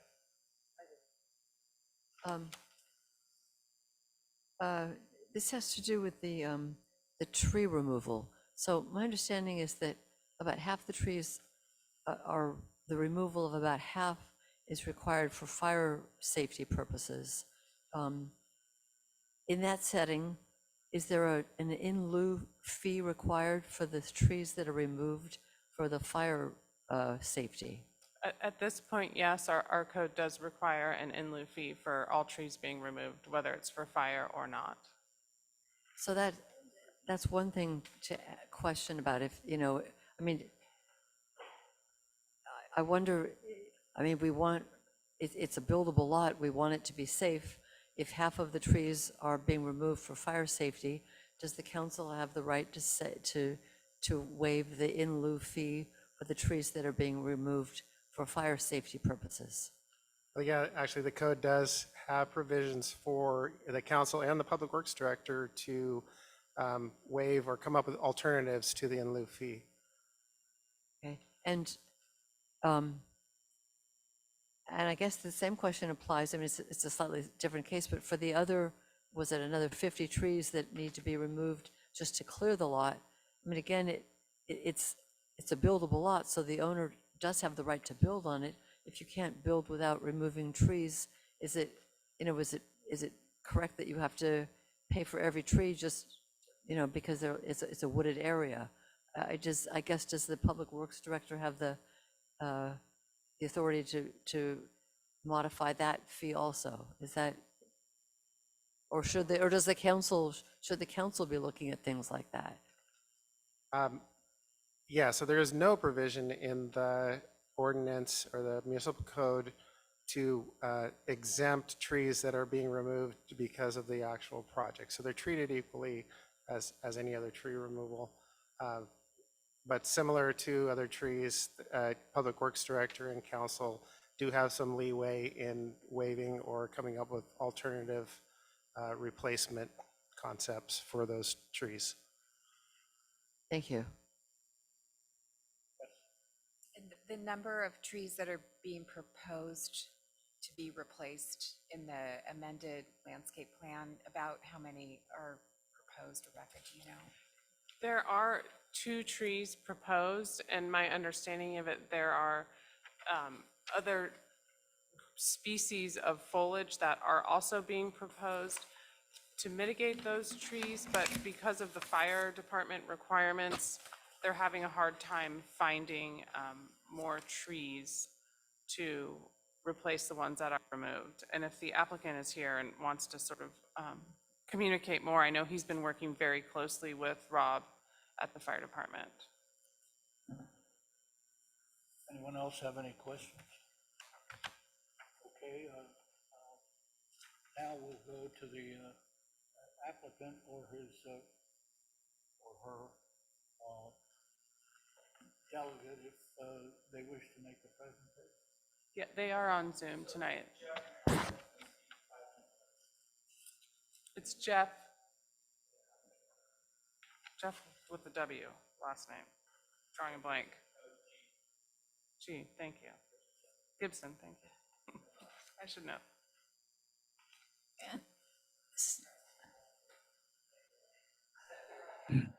Hello, council members. Is this working? Yes?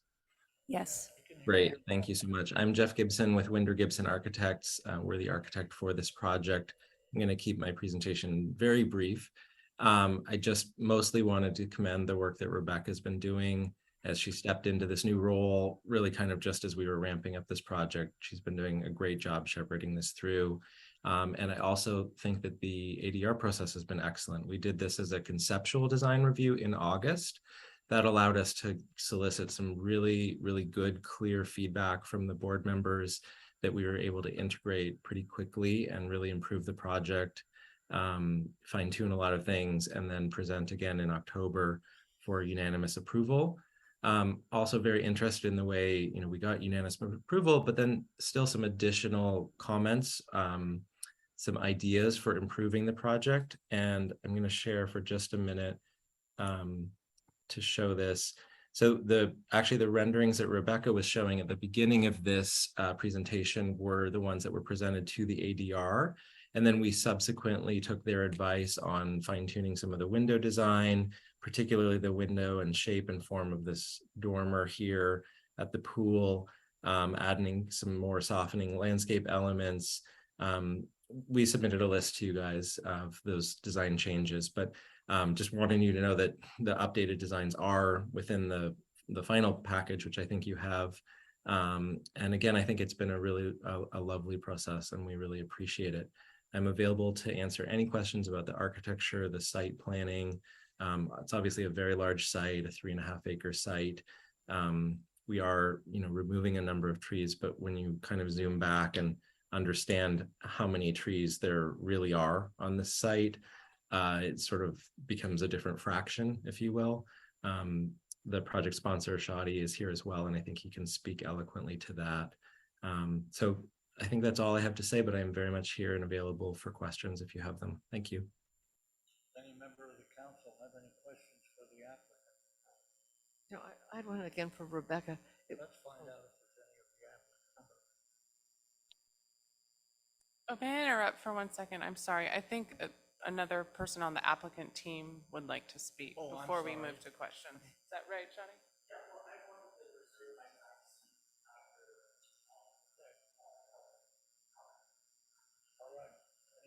Anyone have a question of the applicant? What did ADR say about the project?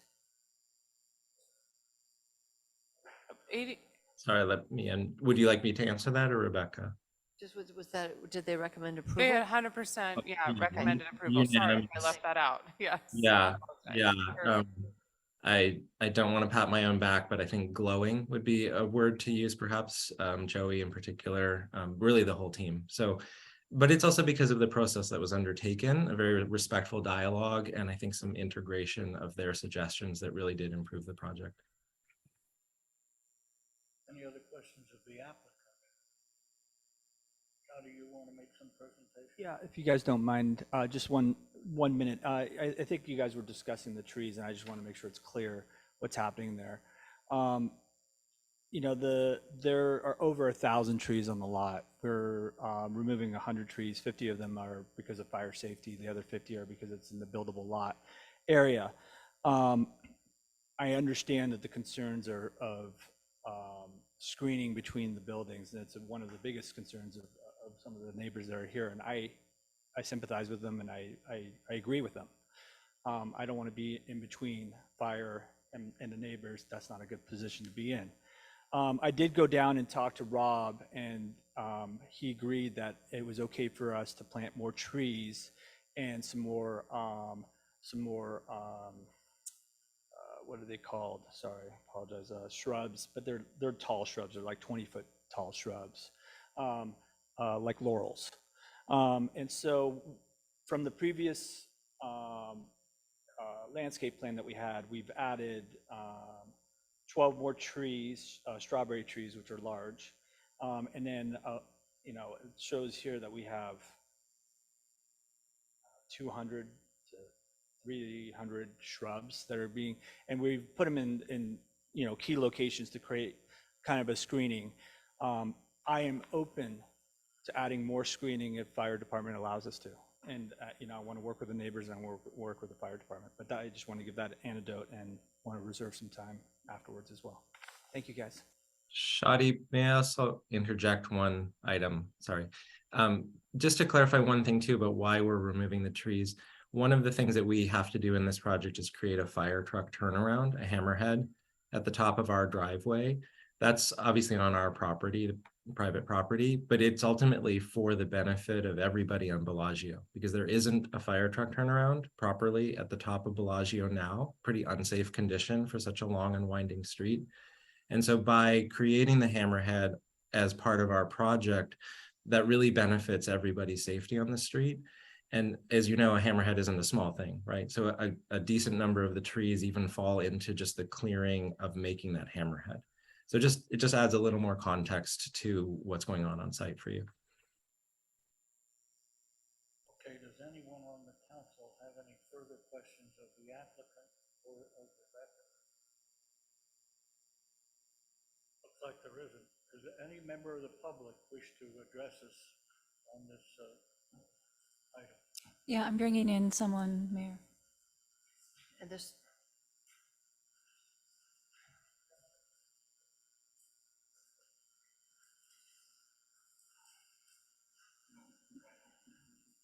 Hello, my name is Nancy Montague, and I live with my husband and our 3 children at 7 Bellagio, and we also own 1 Bellagio, the vacant lot next door.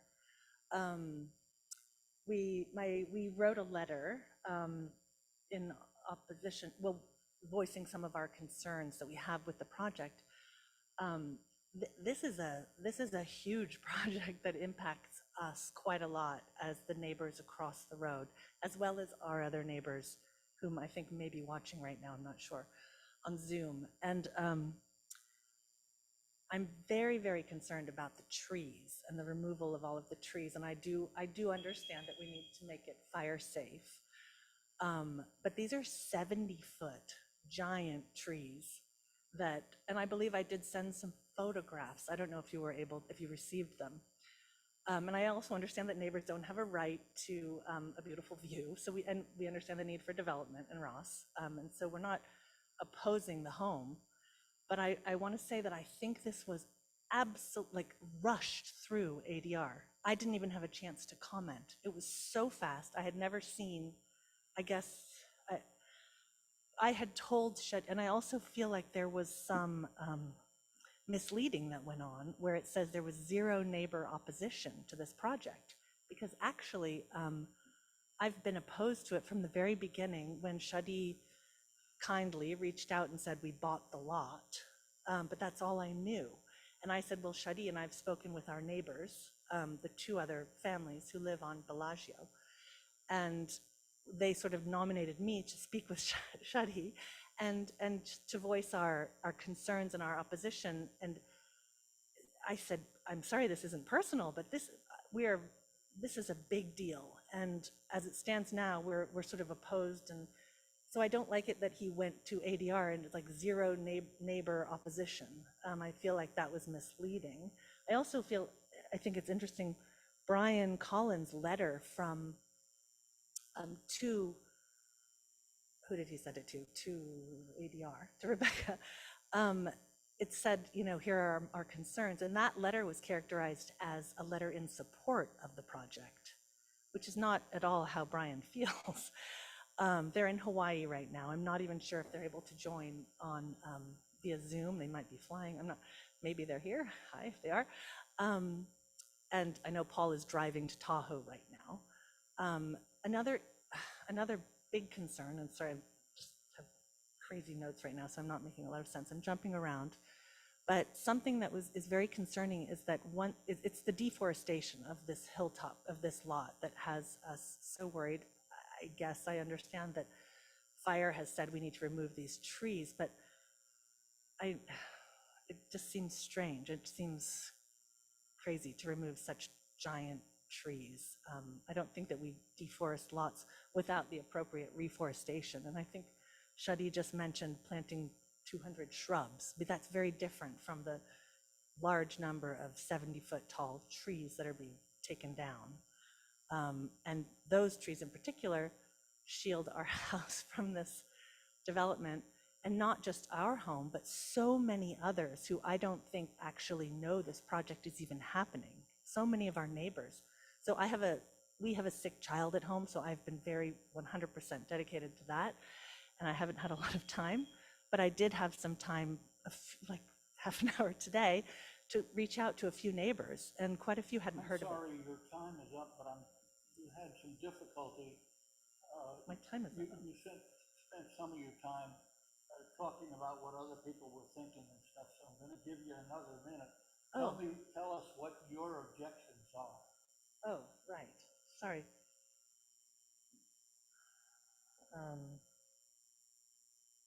Well, this proposed development will negatively impact us as neighbors, as it, the home looks straight into 17 of our windows. We'll see the light. I think taking away the trees, it's a shame. I don't think you can replace those trees with shrubs, there exists a very good screen already. And if there's a way we can leave some of those trees in place, I would appreciate it. So I'm super concerned about the removal of so many giant, beautiful trees. They're essentially deforesting the hilltop lot. I'm worried about landslides. I have a document that shows the previous many landslides that have occurred on our lot, and not our lot, but the lots below. And I think that's a concern, removing so many trees and destabilizing the hillside. We love the family of owls that lives in these trees, and I'd like it to be them to be rehomed if indeed their trees are going to be chopped down. I'm worried about the danger of the construction vehicles on Bellagio. There are so many children just between our house and our next door neighbors. We have 5, and it's a very narrow street, and it's so narrow that when I have a small delivery truck, that truck has to beep, beep, beep, beep, beep, go back down, and that's a small delivery truck. Okay, you've had a minute and a half extra, and it's not fair for me to give you more time than I give everybody else. I'll give you 30 seconds to wind it up with whatever message you want to convey. Okay, I'd love for this to be continued. I think there are so many issues. This was rushed through ADR without neighbors having a chance to say anything about it. I would like trees to be replaced in a proper way, in an appropriate way, to reforest this hillside lot. We've gotten your letter, and I think it's your husband's letter, and we've all read it. Okay, okay, great. Thank you so much. Thank you.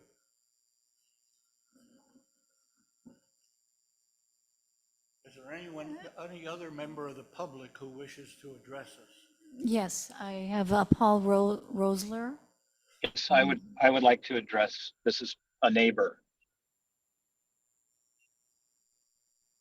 May I? Go ahead. Go ahead. Okay, thank you. This is Paul Rustler. I'm sorry, I'm calling via Zoom. Thank you for taking my Zoom call. My wife, Natalie, and our two younger children, ages 6 and 2, reside at 11 Bellagio Road. I sent in a letter via email on Tuesday. I suppose I missed a deadline or something, but I was surprised to hear that you never received my letter. I received it.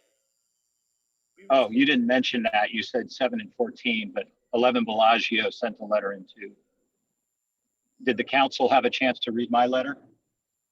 Yes. Oh, you did? Okay. Okay, great.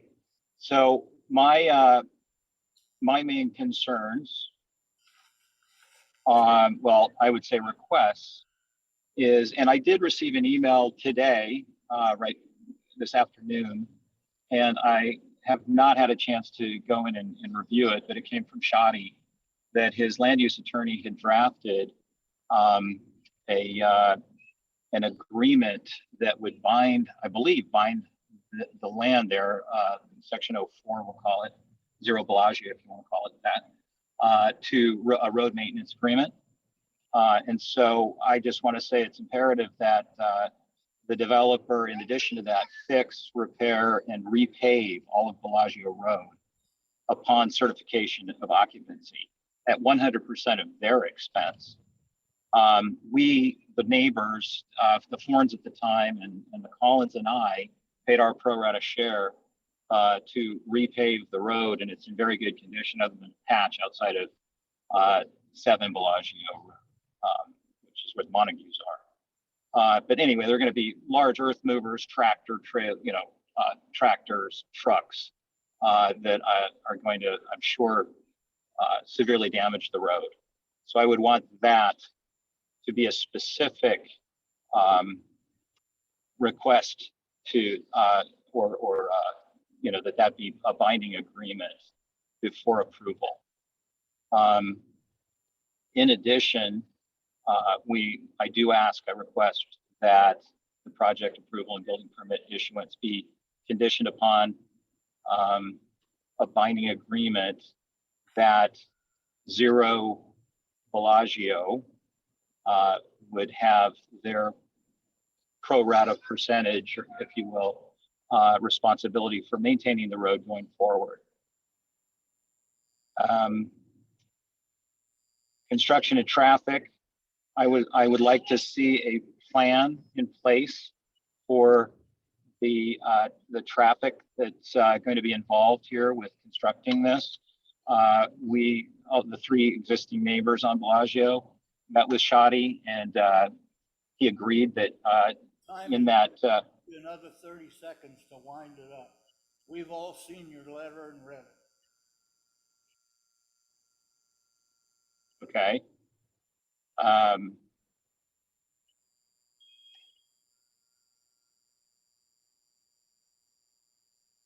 I also would request, along the lines of the trees, that the council mandate outside of the building envelope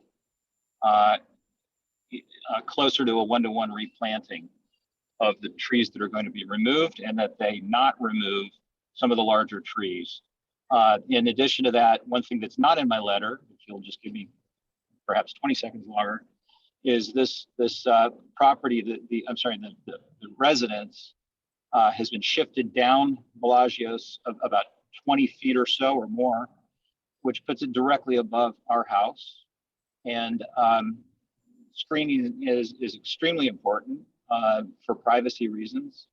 The house actually looks down onto one of our windows that looks right into our master bathroom, So I wanted to add that. Sir, your Thank you. time is up. Wrap it up. That I just said thank you. So I don't know if you heard me about my privacy concerns. Okay, is there any other member of the public who wishes to address us on this subject?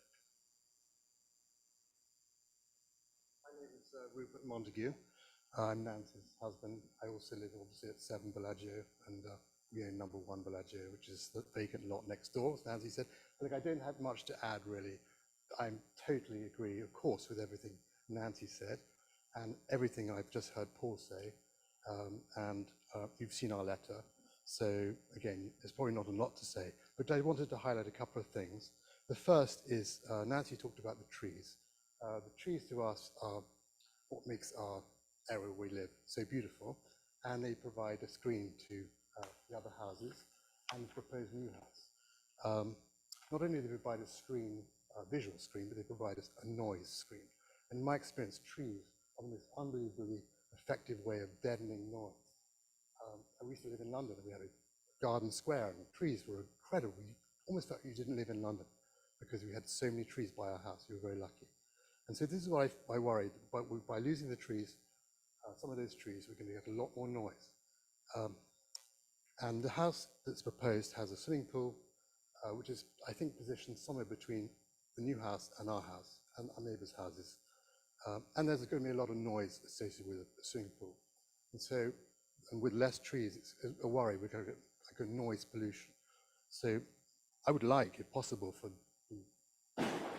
developers or whoever to consider maybe moving the pool to another location, perhaps behind the house, so that we don't have to suffer the noise pollution of the nice noise of children playing, but in a pool right next to us. Secondly, just another point on the construction and traffic. Bellagio is a cul-de-sac, as I call it, one-way, it's a dead end, as we say in England, road, and it's very narrow, and there's going to be a lot of heavy traffic and heavy construction traffic, and it's dangerous. And what I'd like to see is the developers to make, if this project does go ahead, to make sure it's unbelievably safe, because we have children, we have dogs, that sometimes get out of our property, and we don't want them to get mown down by a tractor or digger. And so if it's possible to put fencing around the property or something like that to stop anything getting in or out, would be very helpful. And actually my wish in my dream would be to find another way for those trucks construction trucks, whatever they're called, to get to the property rather than coming up Bellagio. Maybe there's another way up around the back or something like that. I don't know enough about the lot. But I would like, somehow maybe that could be considered. Maybe there's another route that someone could construct, maybe a temporary route, but it would be very nice to have that. So there we are. Thank you. Thank you. Mayor, we have another person. Go ahead. It says Zara and Dennis.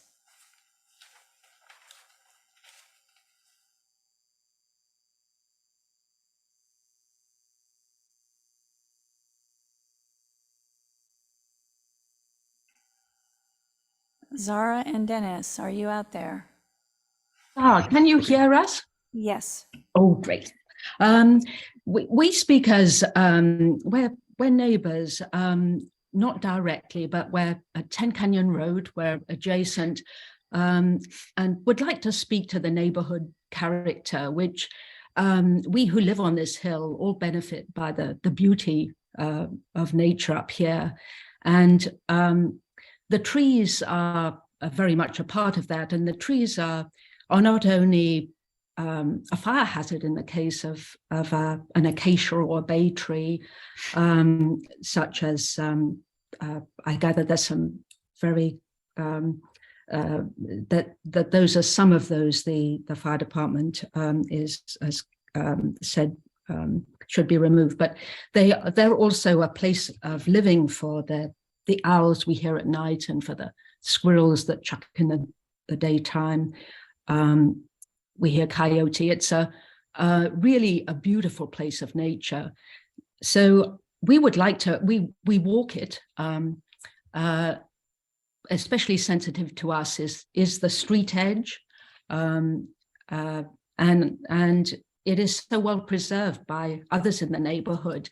I would like to point out that actually the Montagues, in owning and as a native landscape, the corner property, One Bellagio, hold it in reserve for all of our enjoyment. And there is an aspect of how homes in this neighborhood do have a natural edge, and it's a lovely way that those of us who walk the streets enjoy them. So I would like to make an appeal for at least the edge of this home site to reconsider its natural boundary. And these should be, as trees are taken out, there should not be laurels going back in.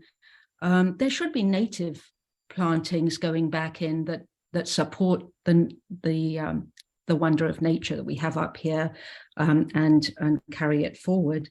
I want to make one subsidiary point, which is that we have been slow in getting up to speed on this, because I think it has been pretty opaque what's going on, what's intended in terms of the tree loss.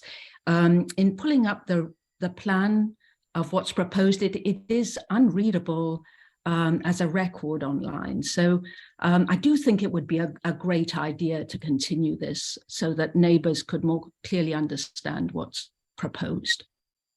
And thanks so much. Thank you.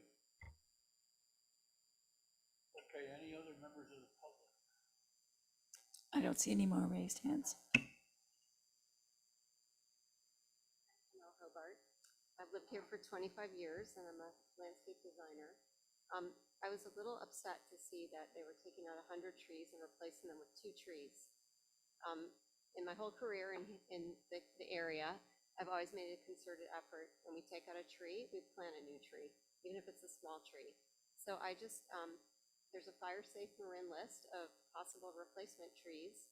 And I do feel like I'd like to see the council kind of hold people to replacing trees that they take out, because the fire department is very aggressive, as they probably should be, but it leaves us in a situation where, this is a property that feels like it's almost being clear cut. And I know there's 1,000 trees, but 100 trees are coming down. So I just hope the council can take the point of view of that 1 tree out, 1 tree in, whether it's mandated by the fire department or not. So that's all I have to say. Thank you. Thank you. Any other member of the public wish to address us on this subject? Okay, I think that Shadi, you reserved some time to respond. If you want to respond, I think you have about 8.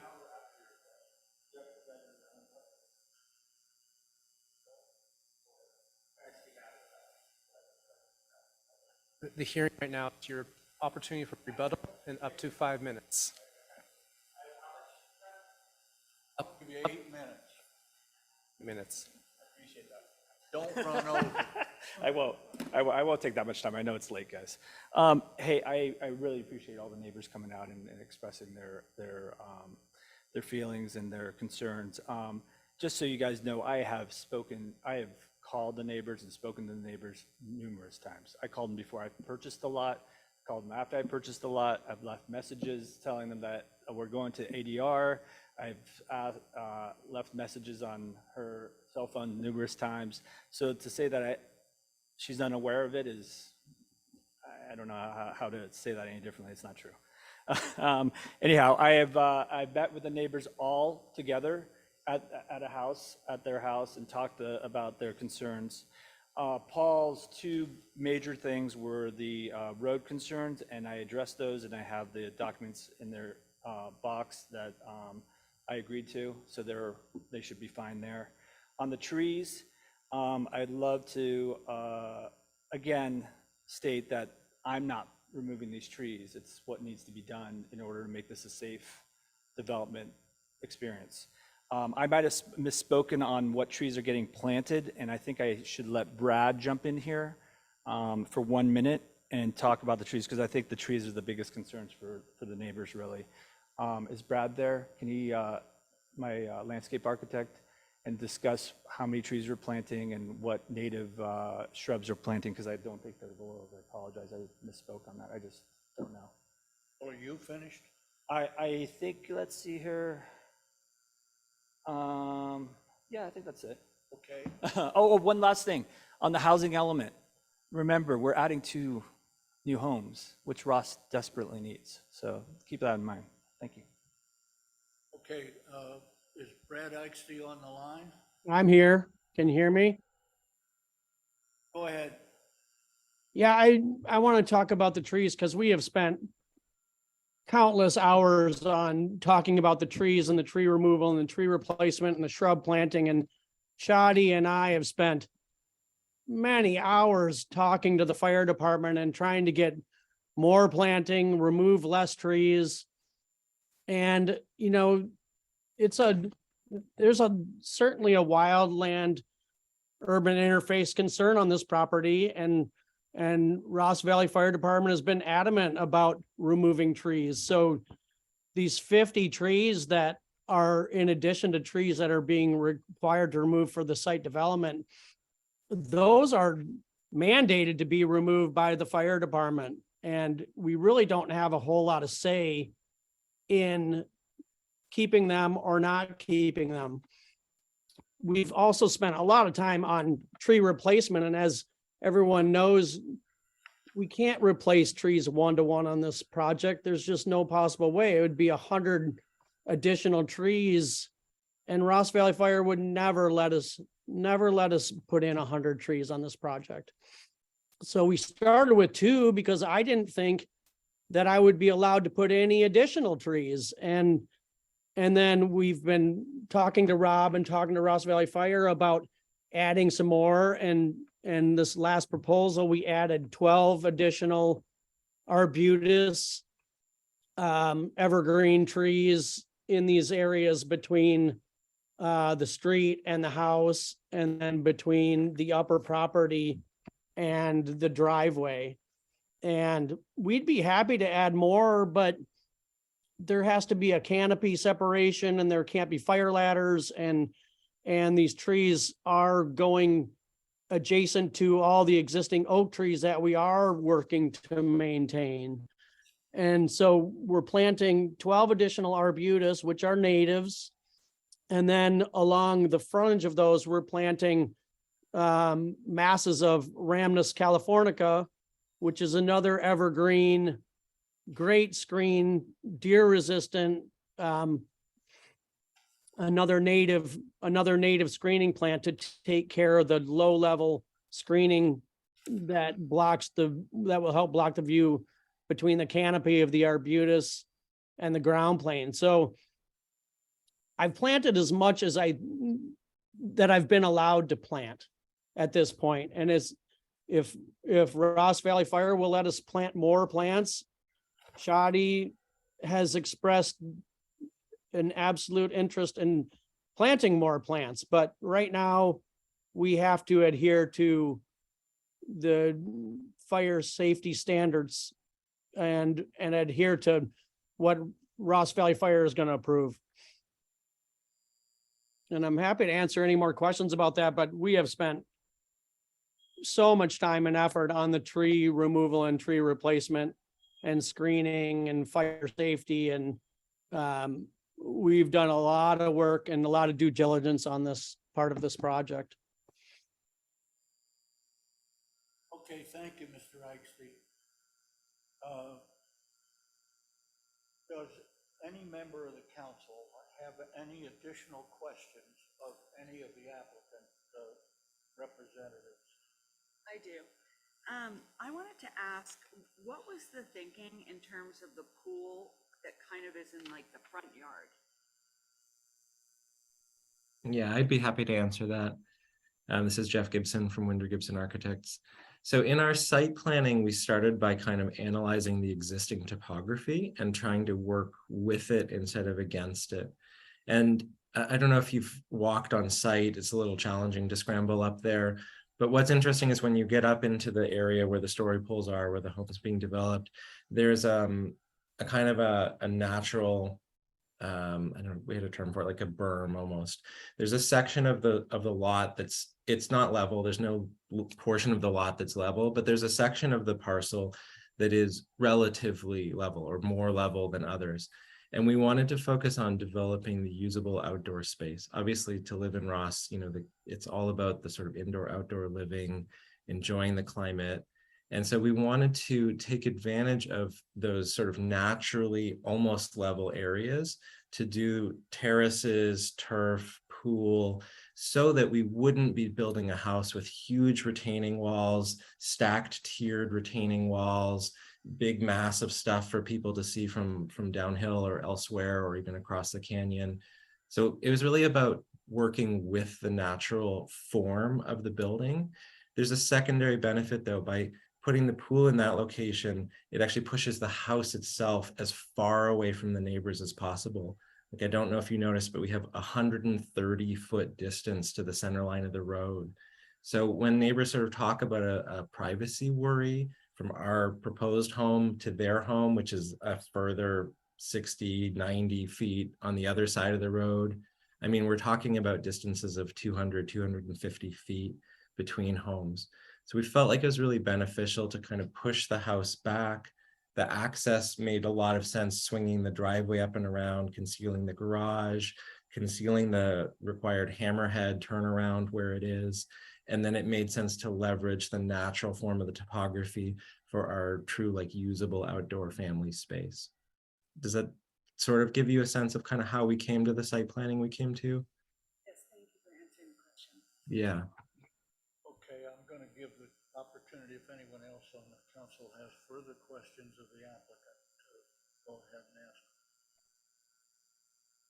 I just want to make sure I understood, Shadi, that you said that your lawyer has drafted a road maintenance agreement to be. Yeah.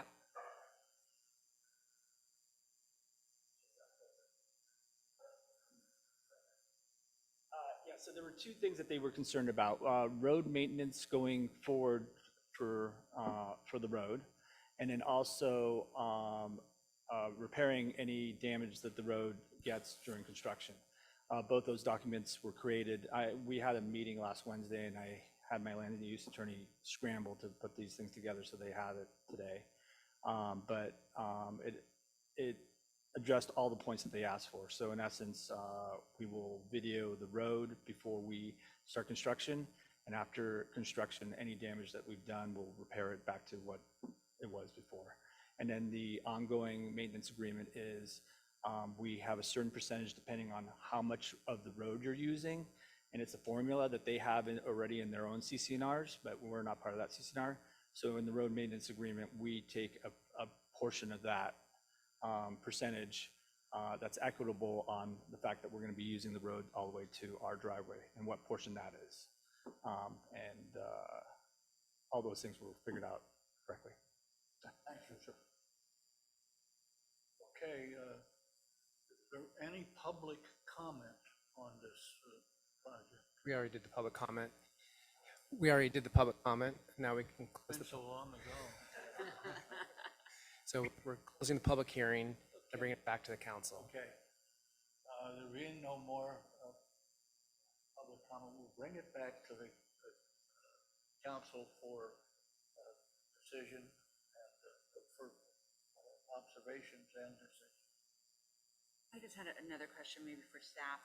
With the sewer lateral trench issue, I guess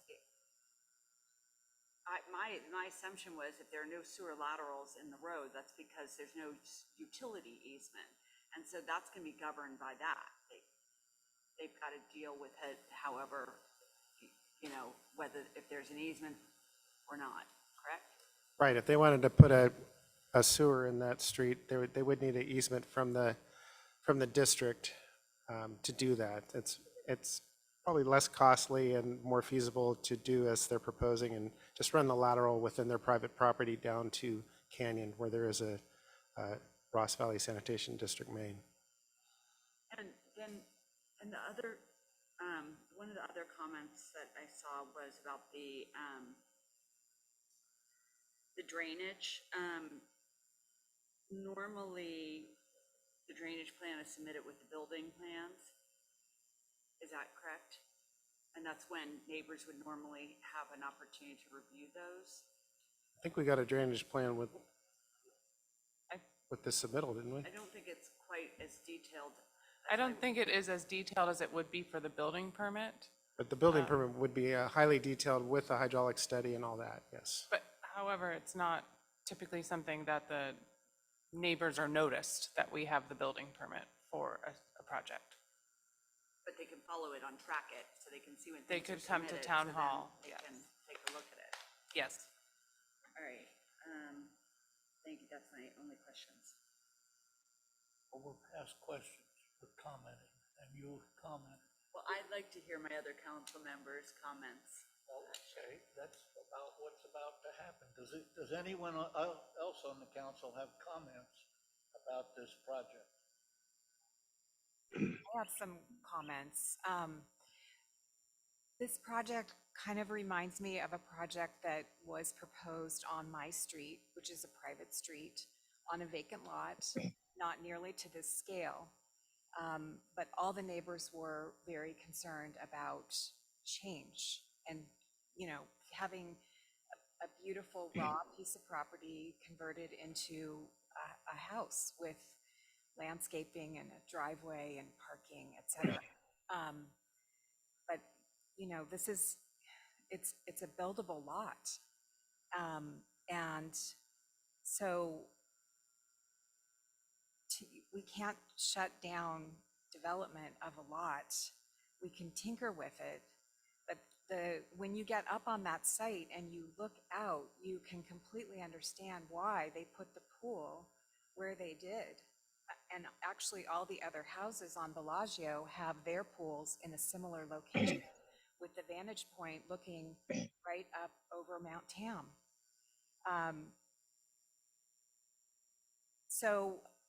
And then the tree issue, I understand the tree ordinance and the replacement of one-to-one trees, but I believe that ordinance was drafted decades ago. We are in a very dangerous, concerning period of time where there are wildfires raging, not in Marin yet, but it's something that I've been working on since I joined the council to prepare for, hopefully prevent. The fire department is having removal of trees that are very fire prone, acacia and bay And the property has been cleaned up to a huge degree. If you look behind where the story poles are, it's just overgrown with broom and debris. And so actually, in my mind, and I love I walk my dog past there all the time. I'm up and down Canyon, I'm on Winding Way all the time. And I love the open rural feel of it. But that whole canyon is like a ticking time bomb for fire. And so in my mind, this project is actually going to enhance the wildfire preparedness. And to the extent that Rob Bastian will allow more screening, that's great, but he's the expert, and I think we have to defer to the fire experts given where we are in, with climate change and wildfire, et cetera. So that's, and I think the design of the house is lovely. I think ADR was effusive in their praise. So I'm in favor of the project. I agree with everything Julie said. It's a beautiful wooded hillside, but it's a buildable lot, and I think that's the biggest problem, is that it's not a preserve, it's not protected land, it's a buildable lot. And as far as the tree removal goes, I agree about the ordinance. Removing a tree and planting a tree, I think that really more refers, or is meant to refer to, a lot where maybe there are 5 trees on a lot and you take out one and you put one back. But when you're building on a lot that's heavily wooded, you can't really be expected to put back the trees that you're clearing because there's really no place for them. Screening's a big issue, but the town can require additional landscape screening for up to 3 years after the project's completed. So I think that the screening issues hopefully will be resolved with the initial planting, but they can be resolved as the years pass. I think it's key that ADR has passed, agrees that this is a good project. I think that we rely heavily on their judgment as far as the overall design and placement of the house. So I am agree. I am fine to approve the project as presented. Bill, do you have any comments? Only and pretty much echoing what's already been said. I mean, reviewing the materials, I had 3 takeaways. One was concern about the private road and repair of the road and ongoing maintenance. It's my impression that has been addressed and that the developer is willing to enter into an agreement to do what the owners have requested, the other owners, neighbors. The other concern was trees. Everything else being equal, I like to preserve trees, but really, I don't see the alternative. As has been mentioned, this is a buildable lot, and also, as Councilmember Robbins mentioned, that town can require additional screening within 3 years. If the screening is inadequate, then perhaps there's something else that can be done that is consistent with the fire requirements. So I think those matters have been addressed, and I would support the project with those comments. Okay, thanks. I would add just one other observation, that look at the standard conditions that are attached to permitting the development of this project. You will see that some of the concerns that you have expressed are in fact in our standard conditions, such as condition of the road. The applicant is required to bring the road after the things are done, to bring the road back to the condition it was before the construction started. There are provisions for establishing construction plans that deal with traffic, with construction traffic on the road. So I think several of these items that you're concerned about will in fact be taken care of in the standard conditions that will be applied to approval of the project. And I think, as others have expressed, this is a very decent project in all. And I'll go last. So I was inclined to recommend continuance, and my rationale was, the original application was to remove all these trees, and then we got kind of a last minute submission to add in, and I wasn't totally clear on where those were, what they were gonna do. To me, this is a front yard pool, and I can understand the answer that we got about that, but that's just normally a hard no. And it might make sense in the slot because of the topography, and pushing the house back makes it less visible, and maybe the privacy is better. But I wasn't totally comfortable with that, and with what I understood the screening to be. So it was gonna be a for sure no, continuance, they gotta do something different. But then they brought this landscape plan, and I don't feel like I have a complete understanding of that treatment. And I just feel like it was, with what they're doing, I thought that it just seemed more appropriate to bring it back. It seems like in the front, I was kind of confused by what I saw on site in terms of everything being removed. And then there's now gonna be 2 of the strawberry trees added in the front, and that's really it. And so I just feel like that pool's gonna be visible. And if you're up on that property, I mean, I've had friends in that area, so I've been in that area a lot. Sound echoes a lot. And so I think it's really important to have more trees. And even if they're being thoughtful about where they are, I'm just not sure, this is a very spread out design, and that's a choice. And at the other homes, I don't think are at all similarly situated with pools. In fact, they're in their backyard proper.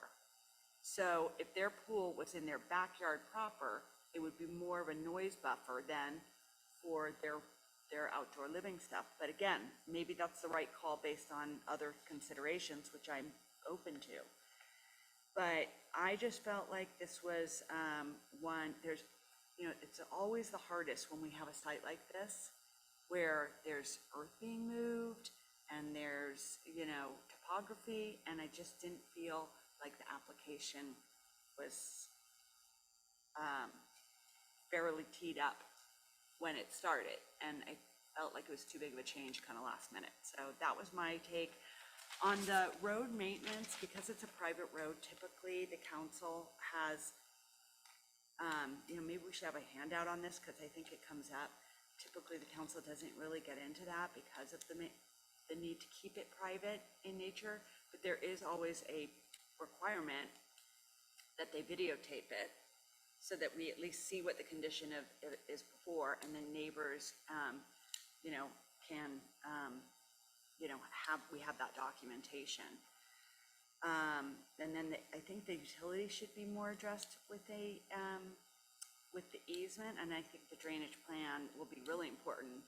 On the landslide concern, I feel like a new home is actually a great way to create stability. That's typically what people think of, and hillside communities like Belvedere and Tiburon and Sausalito, they feel like that's the case, so I didn't feel too concerned there. But on the tree stuff, I thought it was a little bit of there needed to be a change from the application, and I wasn't sure that this did it, and I'm still not sure that it really does it, because I think that 6 feet laurels are not gonna really do a whole lot in terms of creating privacy for neighbors, given the topography. Does anyone else on the council have further comments?